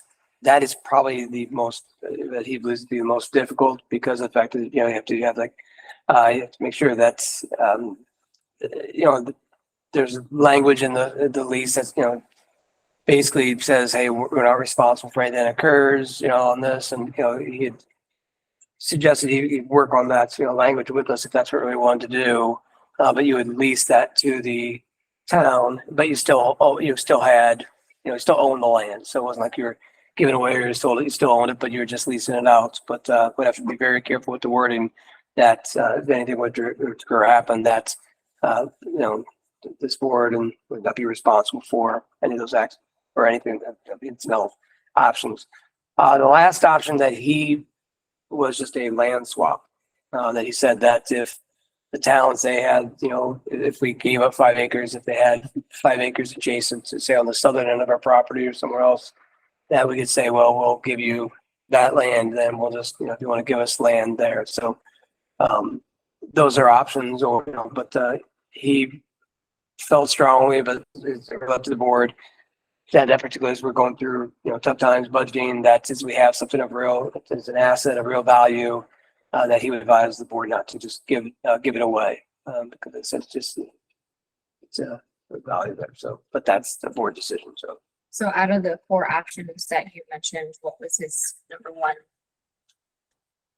I don't I think the lease was probably his, you know, the lease and the gifting were probably the last two. I really think ideally he would look at, you know, either the swapping of the land, because that way then the town would get what they would want, you know, particularly if it's property adjacent to the dog park, and, you know, that the board may say, okay, we're not really ever going to do anything with that land, but we might say that there's, you know, another property, like I said, on another, you know, southern end of, you know, our lot that we might want to do something with or have an eyes for. So you could just, you know, perform a land swap, or if there's, you know, land somewhere else that's, you know, a value, he thought the land swap would probably be the best, but all these have to be voted on by the town, you know, by the residents of the town meeting. So, yeah, during March. So. I missed the town connect. I thought you said like there's a person looking, like the town's interested in building a dog park. No, there's a person that went to the town select board, and the select board informed them that the school owns the land that they were talking about. So then she wrote a letter to me, and it got put in my mailbox over there that I didn't know I had. But luckily I happened to walk in right after she had been here, I guess, and they said, "Oh, you just got mail." So I found out I had a mailbox. But she didn't, we played phone tag for about 2 weeks or so. And she was going to come to the meeting tonight, but she's not feeling well. So I told her I'd let her know what came of the meeting. But basically a few things that she said was, one, she's a senior citizen, and a lot of her friends are also senior citizens, and their dogs are kind of like their family. And they aren't able to walk their dogs as well or as much as the dogs need exercise, just due to their health. So having a safe place for the dogs to get some exercise and run off leash is very beneficial to them, and it makes everyone happy, the dogs and the owners. Plus it's social for the owners, and gives them someone to talk to while their dog's exercising. A second thing that she had mentioned was she gave lots of different ways to word the liability signs that you put there. But speaking with our lawyer, it doesn't matter, because if it's not a school activity, we can't. Oh, I'm with you. So, but the town just basically threw it on your desk. Is that where we're at? Yes. Okay. We're not in the They business. of dog did parks. suggest, Or they did managing suggest one of real them. estate. Right, like if the town Yeah. were, that's what Chris had said, if the town were interested in Yeah. undertaking this, then these are the options for that, but if. I would highly be in favor of selling the town that plot, not swapping, so we could take that funds and use it for future Field trips. activities and field trips and sell the property. We're not in the business of owning real estate long-term. That's good. And if the town's interested in working with her, at least my vote, I'm happy to sell them the land, not gift it. I'm also a steward of, you know, we're not in the business of giving away land that's not on the tax dole to be not on the tax dole either. There's got to be some sort of financial gain for the taxpayer in this, which could be money. And they could build a dog park, but I feel like that's town business, not school business. But I'd be happy to, if that's a good plot, we don't need. So I would let her know that, and then let the town. I assume they have to go through some sort of ordinance process with the town about dogs and whatnot, so. But if that's the spot they want it, market value sounds good to me. And I tell you, the taxpayers want Set to. up fences, whoever, if we sell it to the town, they gotta do all this work, all of our tax dollars to build this dog park. So this, I don't know for sure how interested that town is either, but we can't have it on our land anyway. Yeah. So, So what's it up by like crossing the tennis courts? Yeah. Who owns the tennis courts, the town or us? I really don't think. I'd take a look at that. I don't believe we own the tennis courts, but But the fields, how about that? I'm not sure exactly where. Let's see what I- property is. a lot from it. The town should want it. They should have a dog park next to the. I would like to see what the property land is and what we actually. Yeah. Own over there. it's gonna be over town office. I'd assume it was all town land, just given That's what I thought. town parks and rec, but And then maybe talking to the select board about what their interest would be, not making any decisions, just having that conversation. I would be amenable to that, but I'm not amenable to saying, yes, I definitely want to sell it right now because I don't have enough information. Yeah, I'm just not in favor of giving it to the town for $1, like we sold town hall and everything else that belonged to the school for like $1. Oh, no. That's not gonna happen, in my opinion. So, I would entertain a motion to discuss this further after getting more information. Or whatever the board would like to. Say that again.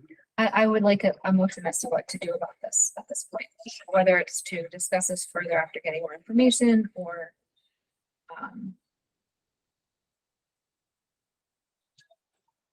I would think the board would probably want to know if the town were interested in Right. this, first of all, because if the town were interested, then I think that would be further discussion. If the town says no, then I think should pretty much be a done that deal for us on our. So would we do that by attending their meeting or sending a letter? If you could just ask them. You could probably petition the select board, have them bring it up. I mean, whether it's dog park or not, if it's just like a chunk of land we own in the middle of like town property, maybe they want it for something else. And I say they, it's me, but like us, maybe we want to use it for that rec facility and get it off the town school books. So, So I believe they meet the same nights we do, right? yes. And they also meet the fourth Tuesday? Or is that? I believe it's the second Second and and fourth. It's typically Wednesday. We could zoom them in. I might, I Awesome. will be traveling and I also have a PTO meeting, virtual meeting that Tuesday night. So would anyone else be interested in speaking to the select board and finding out their interest on this matter? I will. You will, thank you. You can zoom in. Yeah.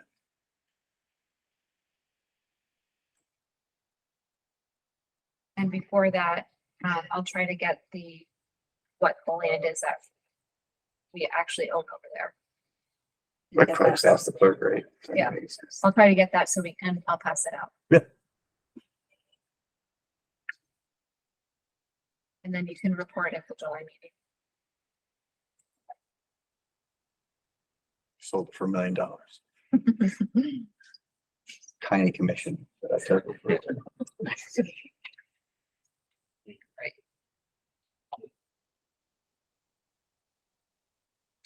I think it's emergency. Next discussion is staffing for the 2023-2024 school year. There's two things I want to mention with this one. The first one is Sarah had let me know that the kindergarten class is starting to show higher enrollment than in the past. So it's something that she would like us to consider, not necessarily tonight, but just as the summer goes on, if the numbers continue to increase, would be to add a kindergarten para position, which we have done in the past. They currently have one that they share between the two classrooms, but having one for each classroom would, they think, really help to give the students what they need, especially with the needs that they are seeing entering the school. So that was basically no action needed on that tonight, just something to think Keep about. an eye on it. Yeah. So What is their cap for? she's not with us tonight, so I don't have the exact numbers, but I want to, Is she, there's 36 right now enrolled, but what's what? So our policy states, from K to 3, it's 20 students, Oh, 20. right? And then 4 to 12 is 24. and I know that when my son was in kindergarten, there were 22 students at the beginning of the year. Yeah. I think, Yeah. actually, Yeah. and it was really, Oh, absolutely. That's why I just looked at this. I was Yeah. like, oh, that's 18 yeah, already in each and class. usually they get more students over the summer when, people move into the area, not that Or there's the any day school open houses. starts. Right, Or they find a 5-year-old in the house. yeah, exactly. Oh my gosh, you are 5. So that's definitely something that, she'll update us as the summer goes on, but something to think about for probably our August meeting or July meeting. The second one is we were talking about technology. Oh, yeah. Earlier, and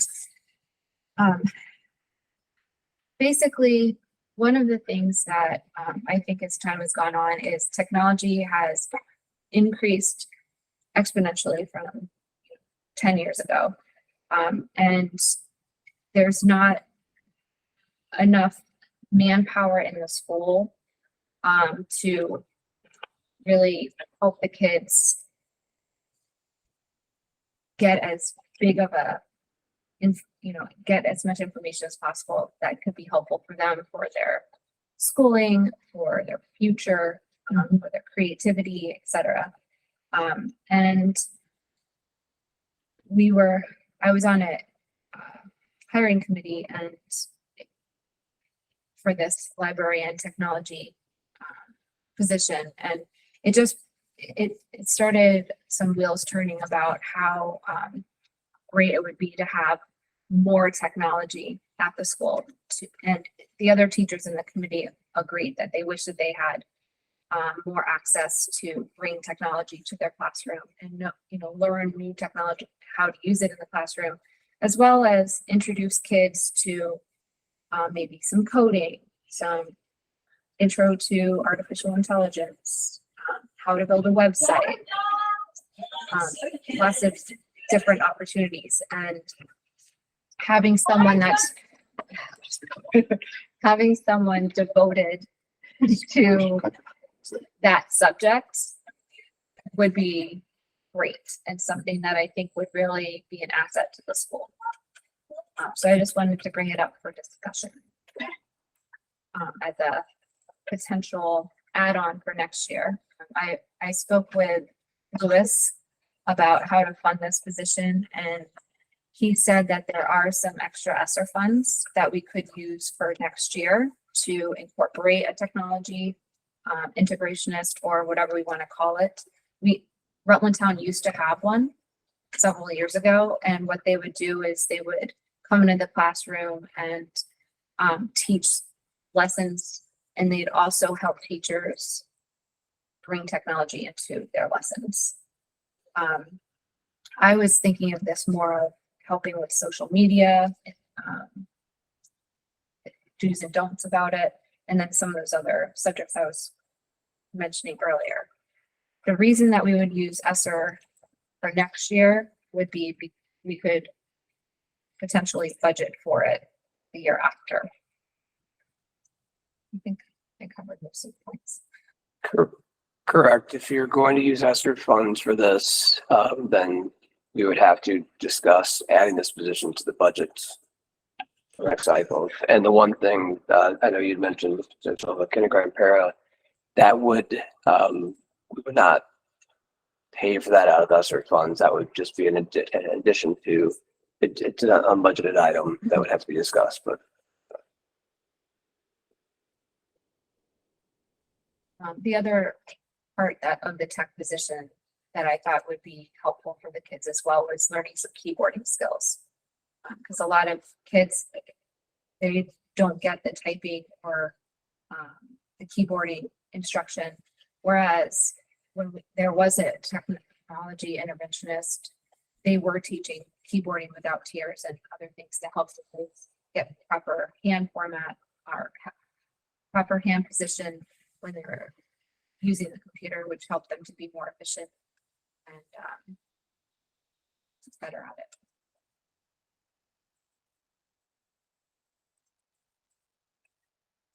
Also, robotics was something that was thought of as something.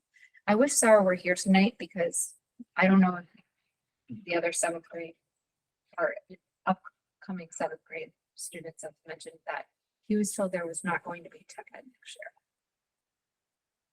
He was told that they're going to have telephone here instead. Oh, We have a tech director for the school. Well, should have. not really, no. Yeah. I know that Sarah and the other teachers that were in the hiring committee were very excited about this idea. They thought it would be very useful. They miss having that tech integrationist that we used to have. They thought that it was really helpful for the students to get that extra support with technology and gives them a little bit more flexibility in teaching them some things other than math, science, just the regular curriculum. Lets them use that curriculum in other areas. I'm a huge tech fan. I'm struggling with like, without seeing it, how does this integrate into curriculums and core basics that we're doing? Because it seems pretty broad based, and I could see like bringing in someone that's going to spend a lot of time being tech support. And I'm not necessarily against that for teachers and things like that. But how does this integrate across pre-K through 8, and where does it get implemented? So it was kind of like what Kate was talking about earlier about how she, would love to try to get the younger grades to use the makerspace more. So this tech interventionist would enable her to support that so that the primary grades can use that even more than, the little bit that they've been using it with that Tomatosphere project. So it's projects like that. I think there's so many possibilities, but I also would love for this position to the older grades also to teach them a little bit more about technology, where it's going, and different parts of it, like coding, social media, artificial intelligence, things like that. They're really not getting any introduction into that as it stands right now. And are you familiar with what's going on with the tech ed program here? I would say I'm familiar. I've heard of some, for next year Yeah, or for next year. no. So that's not been shared with me.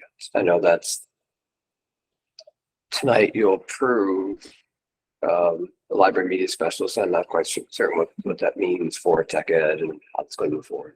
I think when I asked Sarah about this position, one of the things that I had said to her is this position that, are we creating this position for someone, or is this a position that we want to take moving forward? And I think it's, I think we really have to, and I agree with Colin, really nail down what that focus is, because it really could be a separate standalone. This person could be doing courses where kids are coming through, or it really could be just a support, working one-on-one with staff, and trying to, change, the curriculum, change the way that, deliver lessons and, deliver, learning is done. We do have tech supports in all of our schools, so this individual will not really be seen as tech support, but sometimes they do kind of fall into that. Say if someone's struggling with something, they quickly, but that's not really the intention of this, is if someone had a hard time printing, that this person is spending 45 minutes working on a print job when you pull away from kids. So I think that's just, I think I have a better understanding of really what this position is and what it can become. And I say this where, the ESSER does give you a year to kind of work through it. It's almost like a trial run and say, sit down in February and say, is this something which we want to move forward with? I would actually probably be earlier because we have to start budgeting this, but I think there are a lot of people who have visions of what this can be, but it's all kind of still, it has not been solidified. And I'll just be honest, from my perspective, that's always scary, because you can create, and then all of a sudden you have different, and then if it doesn't pan out the way someone in the school wants it, or a staff member, then it becomes, well, this is not a success. So I think it's just, I'm not, I've talked before, I think it's, it's a position that can be valuable, but I still am not quite certain what the purpose or intent really truly is. So I was just going to say, when we were interviewing for the library technology position, I think the reason that this was kind of born out of that is there's a lot for the librarian to do with books and bringing books into the classroom and doing projects related to books. And then there's a lot for technology to do. And it's really hard, I think, for the librarian to do everything and to do it well, and to really do both technology and library. When you look at the librarian schedule, they see classroom, I think, at least fourth through pre-K, they see regularly every week. I think fifth and sixth and seventh week, they see on a different basis. But their schedule is built with a lot of collaboration time in mind, so that they have some free time to go into the classrooms and work with projects or pull books related to something that sixth grade teachers are teaching or the third grade teachers are teaching, and things like that. So the way I saw the technology specialist or integrationist or teacher, whatever you want to call them, would have a similar schedule, where they would have a regular schedule where they were teaching some things, but they'd also have some flexibility time for collaboration. And like Chris said, you know, if they're in the building, they might be able to help with something, you know, that falls through and there's no one else to help with the technology if they can't. But it's mostly for trying to make technology a bigger part of what students are learning here than they're able to do right now with what they have. So I have a couple of things. I know that all of our coaches started as tech integrationists. It didn't work, so they moved into a new, because of whether it was, we didn't have the space, we didn't have the technology, we didn't have the training, whatever. So all schools had this big, all these technology integrationists that didn't kind of work out. So they kind of moved and refocused and became instructional coaches, if you will. And now we don't have them anymore. So do we have the setup here to support that? My other fear is we make this tech integrationist and this becomes a glorified substitute. Somebody who gets pulled to be a floater sub because they don't have a set schedule. And then we just have a glorified substitute in the building. And I would hate to spend money on it unless we have, because I know the coaches in our district have been pulled for sometimes for a lot of subbing over the last 2 years because we don't have subs. I would hate to say we put all this money into hiring somebody and that's how they get used. So I think that what's great about this situation is that we can use ESSER funds for next year and kind of see how it goes. We did have 2 technology interventionists prior. I think they both had kind of different focuses, and the one you're talking about was the one that it kind of got morphed into that coaching. And well, I think the whole district got morphed into this instructional coaching. I think it's great, the background of it, but I'm not sure. I mean, we don't have a makerspace here. I don't think we do. I mean, we have some 3D printers, but we don't have exactly. You know, like you have bits and parts kind of spread throughout, but you don't really have a formal program. And I wonder if like starting and developing it that way first and if you build it, they will, I don't know. I'm hesitant. My other question is, are we building it just for a specific person to take over this job? Or is it something that we truly need? That's my other, I'm on the fence right now on that whole thing. I just would hate to see this person become a floater sub. I don't think if someone's that into technology that they'd be very happy with that either. Yeah. But I would hope that wouldn't happen, especially if they had, a specific schedule of what they're doing. I'm still struggling with what they're trying to do curriculum based though. Because in one sense you're saying, introducing technology to the classroom and then coding, those are 2 way different fields, even though it sounds like I'm a computer guy.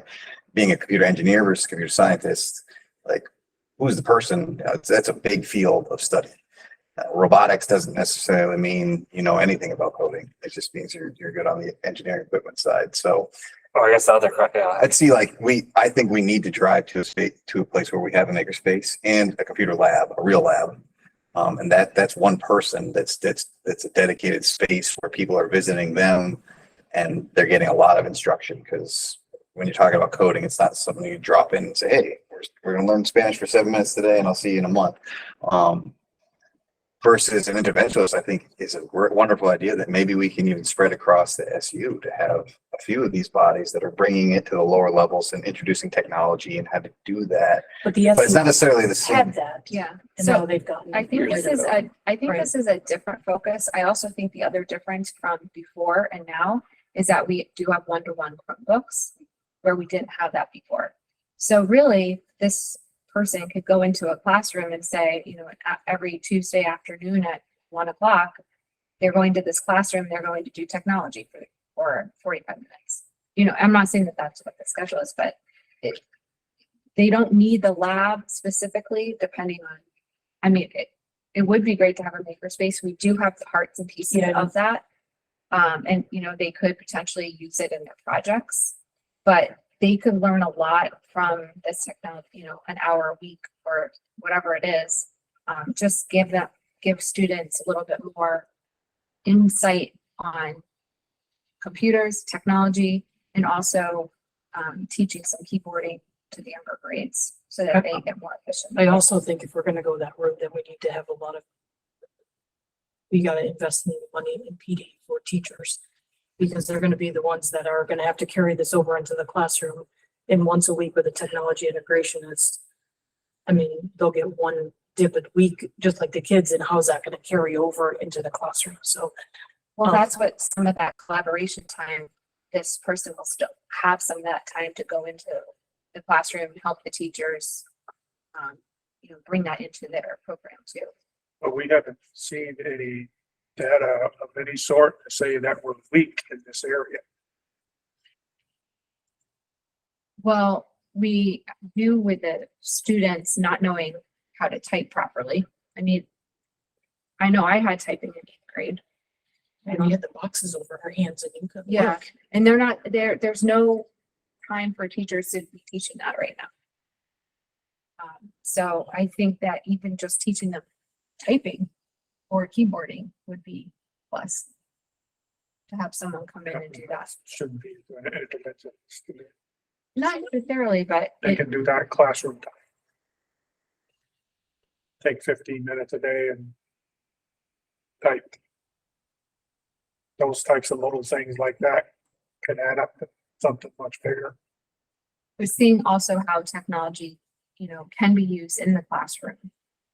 Will potentially motivate students to get more interested in technology as well. And bringing someone that can share ideas and share expertise with the teachers would help as well. I don't disagree with more tech, but I think, you know,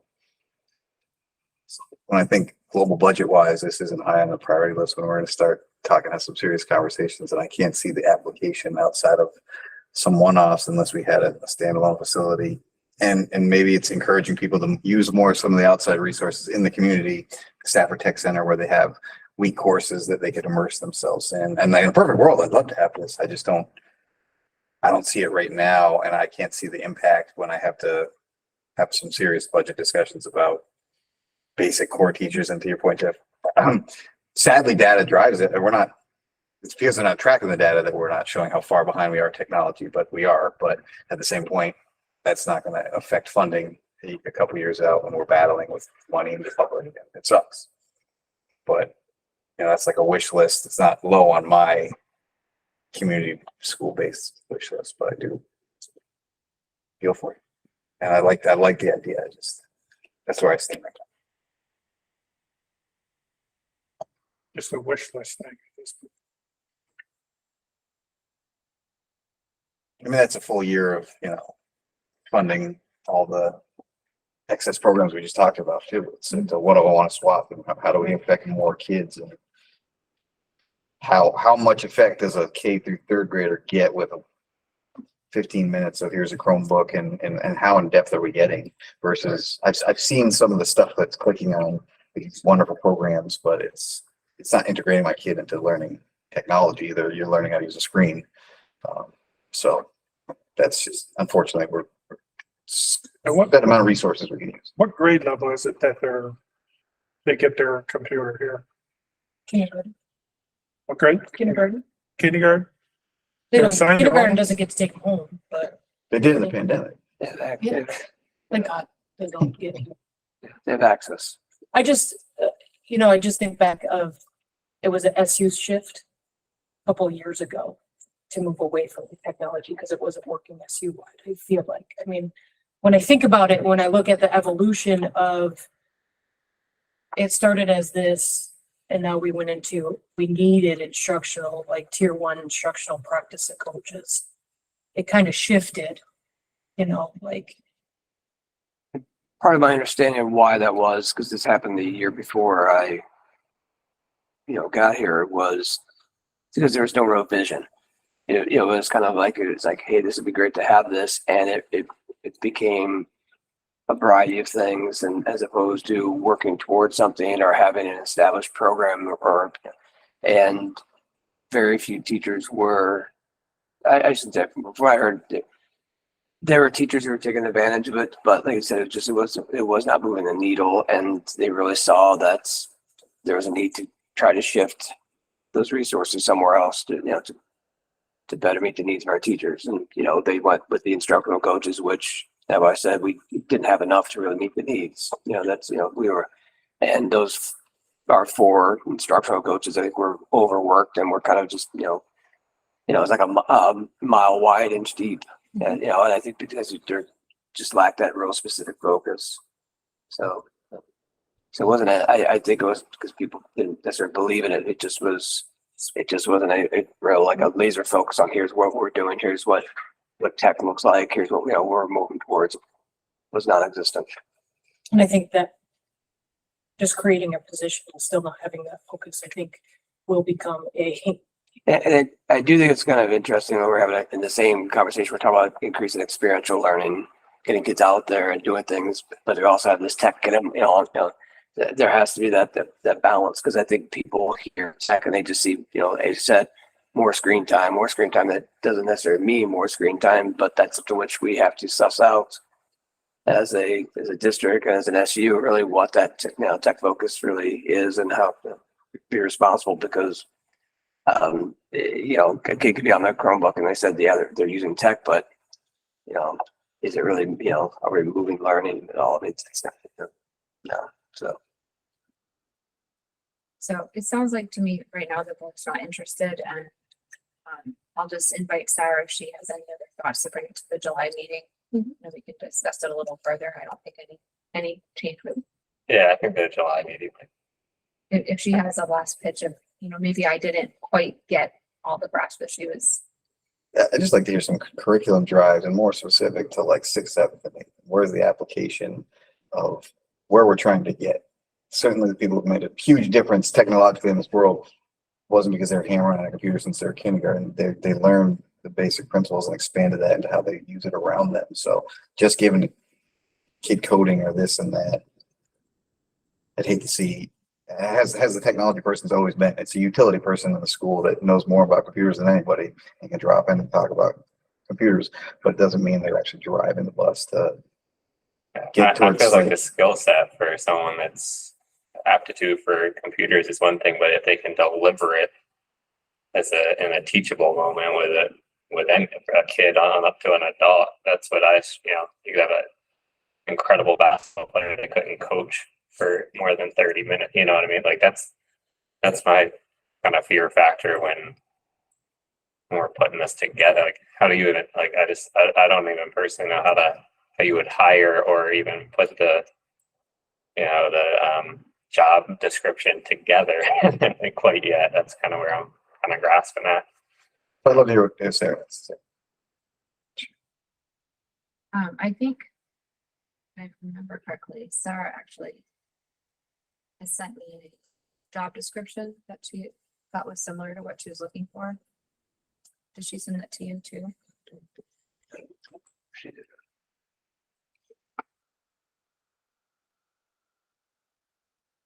And do the teachers get tech PD? Is that like how's PD work out? Do they pick and choose, or is there buckets that you pick from? It depends on the PD. I know in the past, when you have like a SU-wide in service, it really has been, employees have been allowed to self-select areas of growth. You know, things shifting a little bit to, there'll be a lot of school-based professional development, but there is a need still for differentiation with our staff and, you know, provide, you know, different levels of needs. If tech was a focus, I know the strategic plan is going to drive a lot of the things that we're doing with professional development and,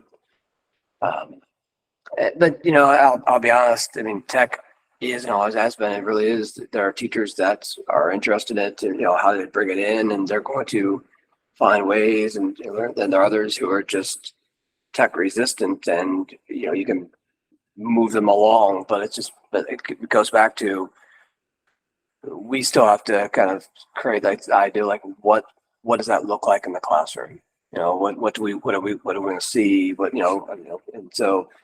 And we don't have that conceptualized. I mean, so it really is, it's still like this wide breadth. And so, but, And with that being said, I know like when they first started, I was in the classroom at the time and there were 5 out of the 10 of us that used the tech integrationists. right. So then, you know, does that become an equity thing? You know, are they going into every classroom or just the classrooms where teachers want them to come in? So then only 50% of your school's getting actually the tech piece of it because their teacher feels comfortable doing it. So you also have to think about that. Will it be mandatory for this person to go in every classroom, or would it be on basis like invitation only? So, Well, I know Sarah was very excited about this and she sent me this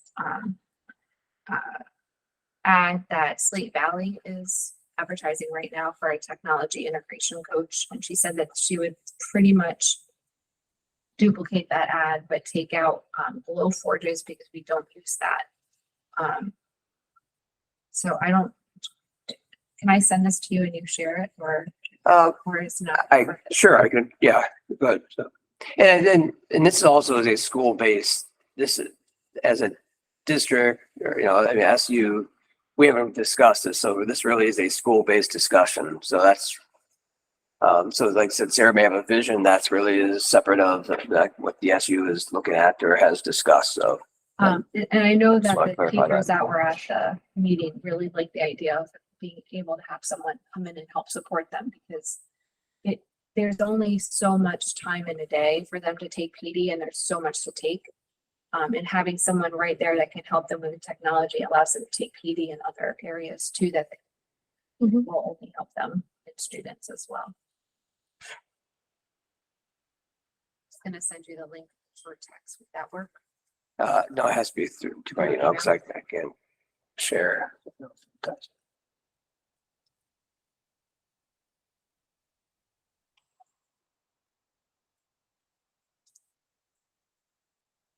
You know, so it's 8:05 and we're halfway through the agenda as well, so I just want to.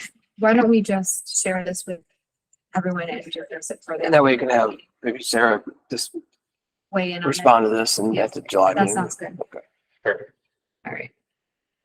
Next up, director's orders. Do I have a motion? So, director's orders? Jeff, all in favor? Aye. Approval of minutes from 5/9. Any comments? I do if no one else does. So there were a few spelling and grammar errors, which I will forward to Christine. But on page 2, I wanted to also mention that there's no mention that it was verified with Chris that there are funds in capital improvement to pay for the feasibility study, and I just thought that that was important to add. Let me double check with you before we agreed on that motion. All the other things were just grammar. So I'll entertain a motion. A motion, those changes. Thank you, Abby. Any discussion? All in favor? Aye. Thank you. Superintendent's report. Okay, I'll be, these really should be informational, only. So a lot of this is, like I said, just for you to kind of review at the end of the year. We're obviously preparing for graduations, butting some things up. The two items I just want to highlight here. One is that Rutland Town School is scheduled for a PCB sampling this summer. So when we have more information, we will disclose that. But typically, it's a non-intrusive process, and obviously happening over the course, hopefully over the course of the summer. And then once they do the sampling, typically it's around 6 to 8 weeks before we receive results. So we could be receiving the results after Thanksgiving, and then that'll just tell us what the next steps would be around mitigation or remediation with that as well. So we'll keep it posted and keep you updated as to where we're at. I know Sarah has already worked on the letter that which was sent out to the community, just to basically let them know that we're up for sampling. Here's what it's going to be. But they said the fact that it's occurring, during summer hours or summertime won't be as a bother as it was in other schools today. So, and the other thing is around the legislative updates. There's a veto session occurring a week from today. So therefore, all of the updates in terms of what the impact of the piece of legislation, the bills, we won't know until after that veto session. So talk with Jeff Francis, our executive director, does a very nice job of providing a recap for all the superintendents. His hope and anticipation, I spoke with him today, is really having that in early July. So our goal would be to have that for the board retreat, particularly as we're looking at budget impacts and budget discussion. There might be some pieces there that we want to discuss and talk about. I know Lewis has his eye on a couple of things as well about this. So, and like I said, the rest is just except for information. So if you have any questions, I'll be more happy to answer them. Okay, thanks. All right, the principal's report is in your packets. Since Sarah's not here, is there anything anybody wants to bring up?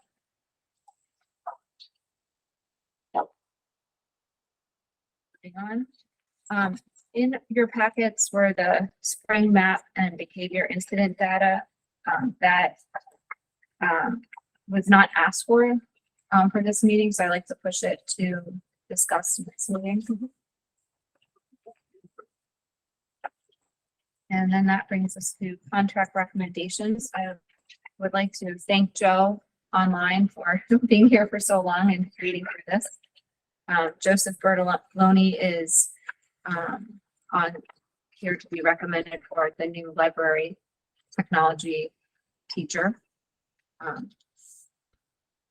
Abigail Torrey is also a horizontal move.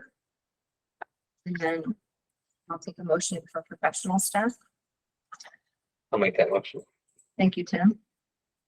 Joe, did you want to unmute and introduce yourself? Congratulations. Hi, everyone. Thank you. I've actually been really interested in the conversation that you all have been having about technology integration, as it's something that I've done in several of my previous positions. And it's something that I'd love to have a conversation with any of you about, especially the idea of keyboarding and bringing coding into the classroom, as well as robotics. It's all stuff that I have some experience with through my time working on the board of VitaLearn. But yeah, I just thank you everyone for having me tonight. My name is Joe Bertoloni. I have been a teacher for about 18 years now, I think. And I've been in Vermont for 10. And I've been a librarian for about half of those. I love books. I love reading. I love the idea of getting as many kids reading as possible and getting as many books as possible into the hands of kids, however we can do that. I'm a staunch believer in the idea that Red Clover is one of the best programs in the state for young children. And I also a big fan of programs such as Global Read Aloud, which helps our students, some of whom might never think about leaving Vermont, really go and experience the world by sharing books with other kids around the country, around the state, and around the world. I really look forward to working with everybody. And like I said, I really would love to continue those conversations that you all were having earlier about technology integration, because it's something I do know a little bit about. Thank you very much. Great, thank you so much. All right, under support staff, we have one new hire, Sheena Stevens, and extracurricular, 3, Alexander Fox, Linda Mullen, and Sean DuBois, all elementary summer school teachers. And I think we just need a motion for the extracurricular. Chris, is that correct? Correct. Yes. Thank you, Jeff. Teacher. All in favor? Aye. Great. Moving on. We have 2 resignations. One, Shirley Bridgman, from a pre-K para educator, because she is going to be a GRCSU special educator, para educator, and James Willis, custodian. Take a motion to approve those resignations. Motion to approve those resignations. Thank you, Abby. And go. The vacancies from the SU are in your packet for you to review at your leisure. And next up is the executive committee and the SU meeting highlights.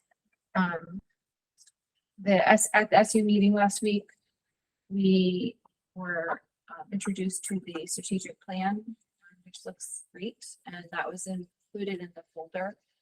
There will be more information publicly as time goes on. Chris, did you want to? Yeah, so you all should have that in the shared board work folder that you have. We are in the process now of submitting information to Patel for Kids. That is the organization that we worked with. Once they have collected all this information, we actually have a call Thursday with representatives and the woman who worked with us.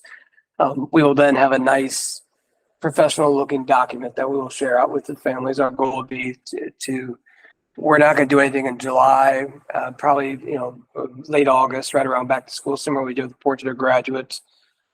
When back to school information goes out, we will then, share information with families around strategic plan, what that means, and we'll also look at, open house, how to provide information to our families at that time as well.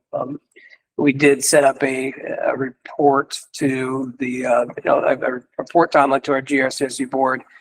What we'd like to do is also, even though we were reporting back to the GRCSU board, we will bring that same report back to local boards, just so they can have an understanding idea about where we're at and if there are adjustments that need to be made or have any discussions about what that looks like within each of our districts. So, but we're excited about this. I think there's a lot of work there. We have a lot to do over the next 5 years.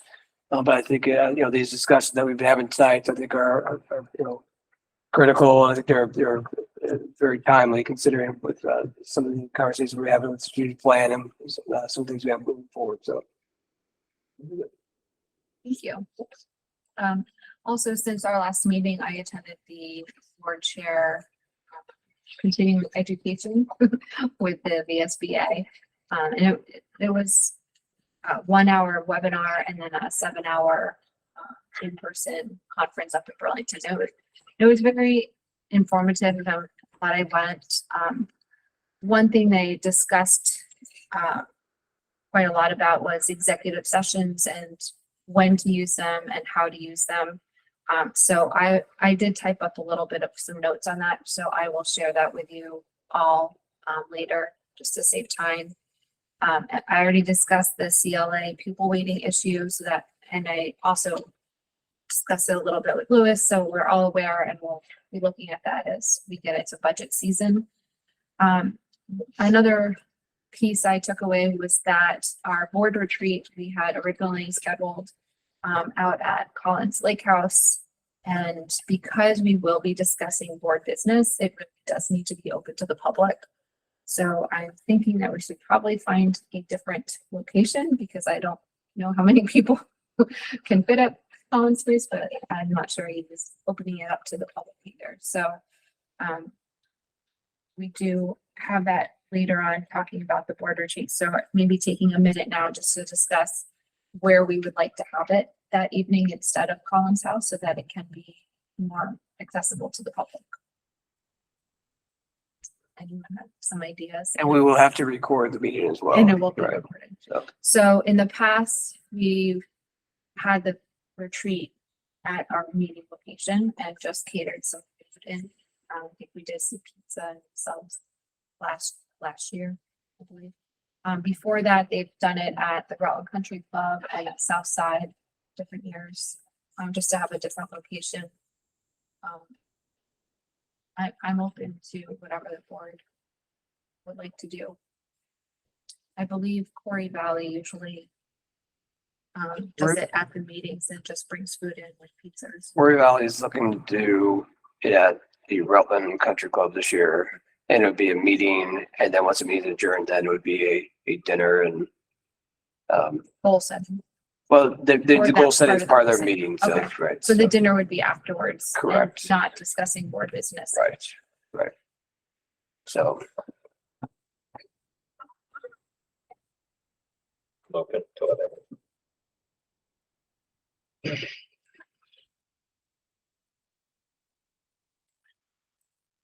Country club. Yeah, the back room's fine. What'd you say? So that back room, we can have a whiteboard and all that, set up the tech. I'm not super fancy, so I don't mind working dinner. So Or if you- they are not available on the 11th, do we have a second? Please.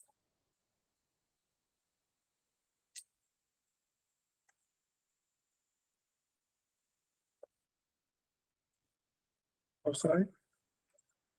Outside. Does it have to be a Tuesday? Well, that's when our meeting's scheduled and fits in Chris's schedule. I mean, if we need to move, we can move it, but that's. So, Just with summer plans, sometimes it gets a little tricky.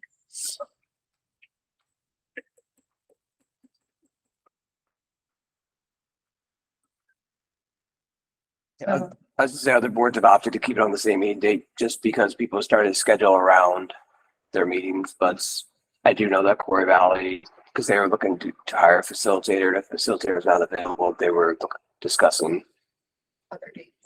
looking at other dates as well, I so. think the SU's that would as well. I would ideally like to keep it on the same date. Summer starts to get crazy sometimes. So, I'm assuming that no more than 10 people show up from the public, we get a lot of bricks. Only Tuesday, you guys are- We're not open, so we can open.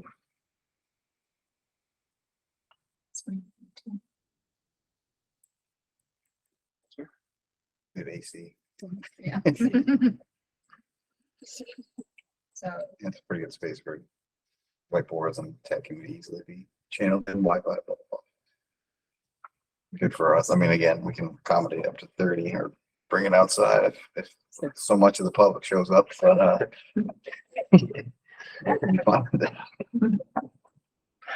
so first choice would be, let's just go around. Start with you, Jeff. Between Rick's Rutland Country Club and I'm going to Southside. country club. Okay, and then I just said they weren't available. I said if they're not available. Oh, yeah. Yeah. Okay. I thought you said they weren't emphatically. Oh, no, I said if they're not Oh. available. So that would be your first choice. What would your first choice? be? Oh, I don't care. Whatever's available that day. Be my first choice. Country club. I guess. Does Brooks have good seating? They got a good space, but they're not. Like their they're- chairs. We're not- I'm Are gonna their accommodate, chairs but- nice? What? Like their chairs, country club's chairs for long meetings are tough. I mean, they're really good to hang out and drink for a while. So I mean, I would prefer the country club. All right. I just thought you said they weren't Oh, open, yeah. but we're happy to accommodate if we need to, but Okay, so as a second backup, no problem. okay. Yeah. Shoot for the country. All right, so we'll start with that, and then we'll go to Southside, and if they're not available, then we'll talk to you about Brooks. That sounds like a good plan. Sure. Okay. So does Christine look at those logistics? Okay, thank you. Absolutely. And just a note, one more thing that I took away from the meeting was that the board should assess its performance annually. So that includes adherence to norms, protocols, procedures, and policies. How have we affected system success in meeting our goals? Continuous learning and development by making sure that you're paying attention to those VSBA emails that you get. And if you have an opportunity to check out some of their webinars, they do have some good information sometimes. And the effectiveness of community outreach and public communication. So those 4 items I will include also in that little note document that I'll send out to you all, just to think about for our retreat, just to kind of keep that in mind as we're looking at, our goals from last year and where we were, how we ended up, and then what we're thinking about for our goals moving forward. I did the first year. It's 2 webinars, so it was, It was helpful. yeah, it was, yeah. Especially the budget part. Yes. That'll come in handy. Okay, for July 11th, does the board want to keep the time still at 6, or would you like to move that earlier or later? I'm chatting with Christy now, just so she can check first thing in the morning, so that's all. In the past, we've set the retreat to be a 3-hour meeting to include dinner. So I don't know, I know Colin, you struggle sometimes to get here by 6. So do you think moving it earlier would be more helpful, or just keeping it? Later's better. Yeah, so Kids 6 going to bed, 9. Yeah, we had swim lessons and things that bumped up to the 6 o'clock. Those are all gone. So later's better for me, quicker than bed, so. So that was 6 to 9. 6 to 9. Okay. I mean, if we're done early, we're done early. But No, that's fine. Just have her so you can check the time as well. thank Thanks. you. All right, so I think we're moving on now. So now we're at policies. So all of these policies are first reads tonight, and they have all been updated from the SU meeting to include any changes that were made at the meeting. So I could go through them singly, but if anyone wants to, or I could entertain a motion to accept all of them at once. It's up to you. Yeah. Since you guys have all read and reviewed them, I think we could do it one shot. Any discussion at all about any of them? Any thoughts, concerns?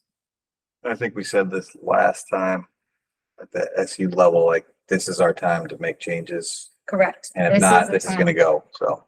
Right, so if, I know that on D10, there was some discussion about the board's role.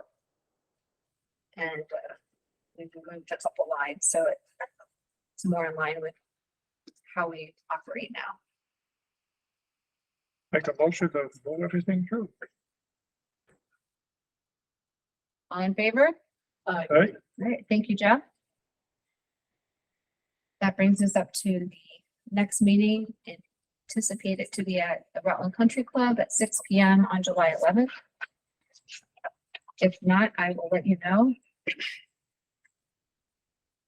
And one more opportunity for teacher, staff, and community comments.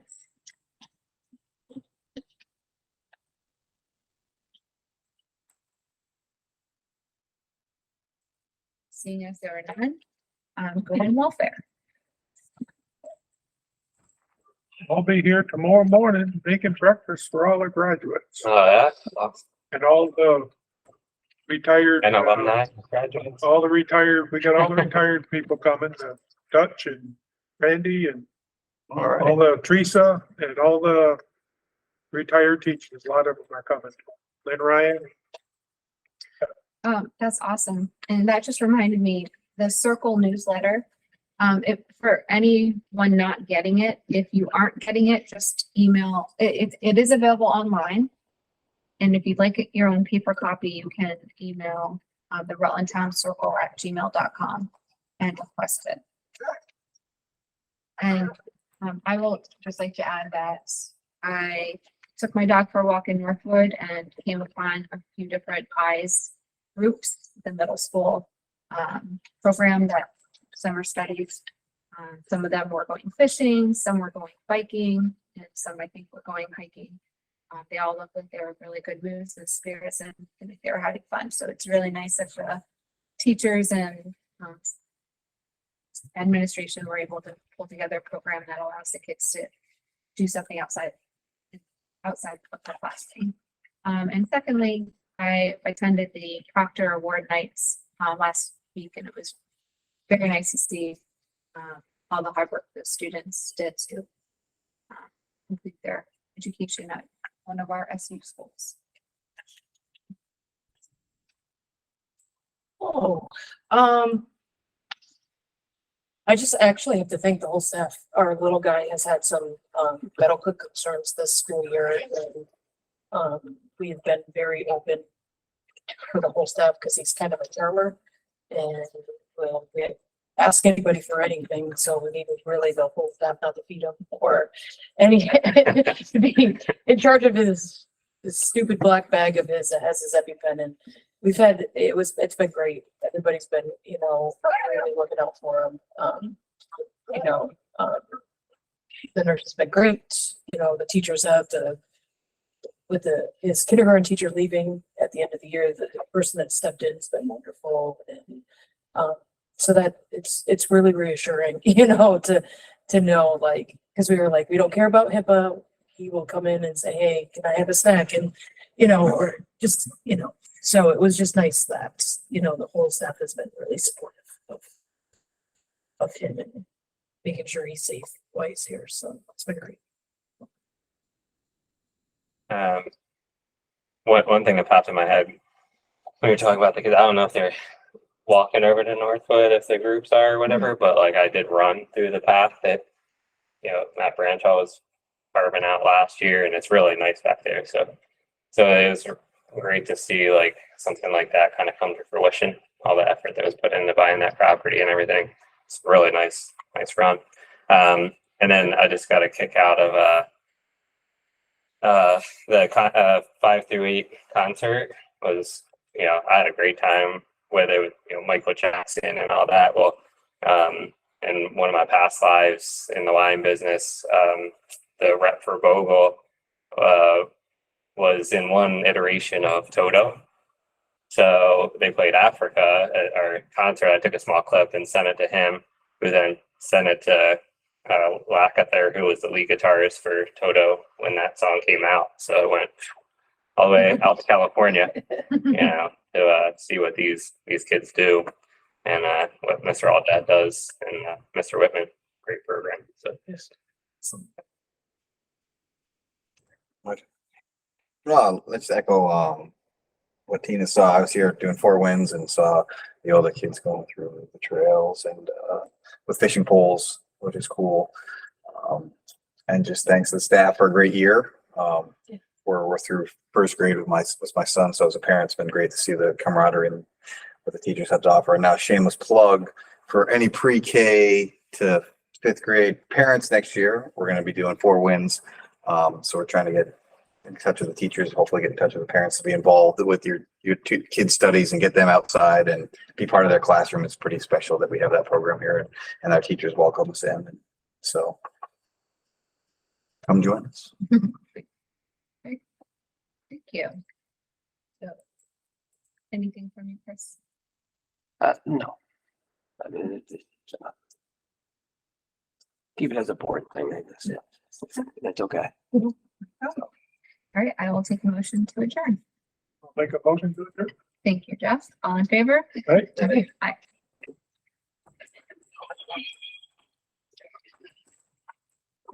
Well,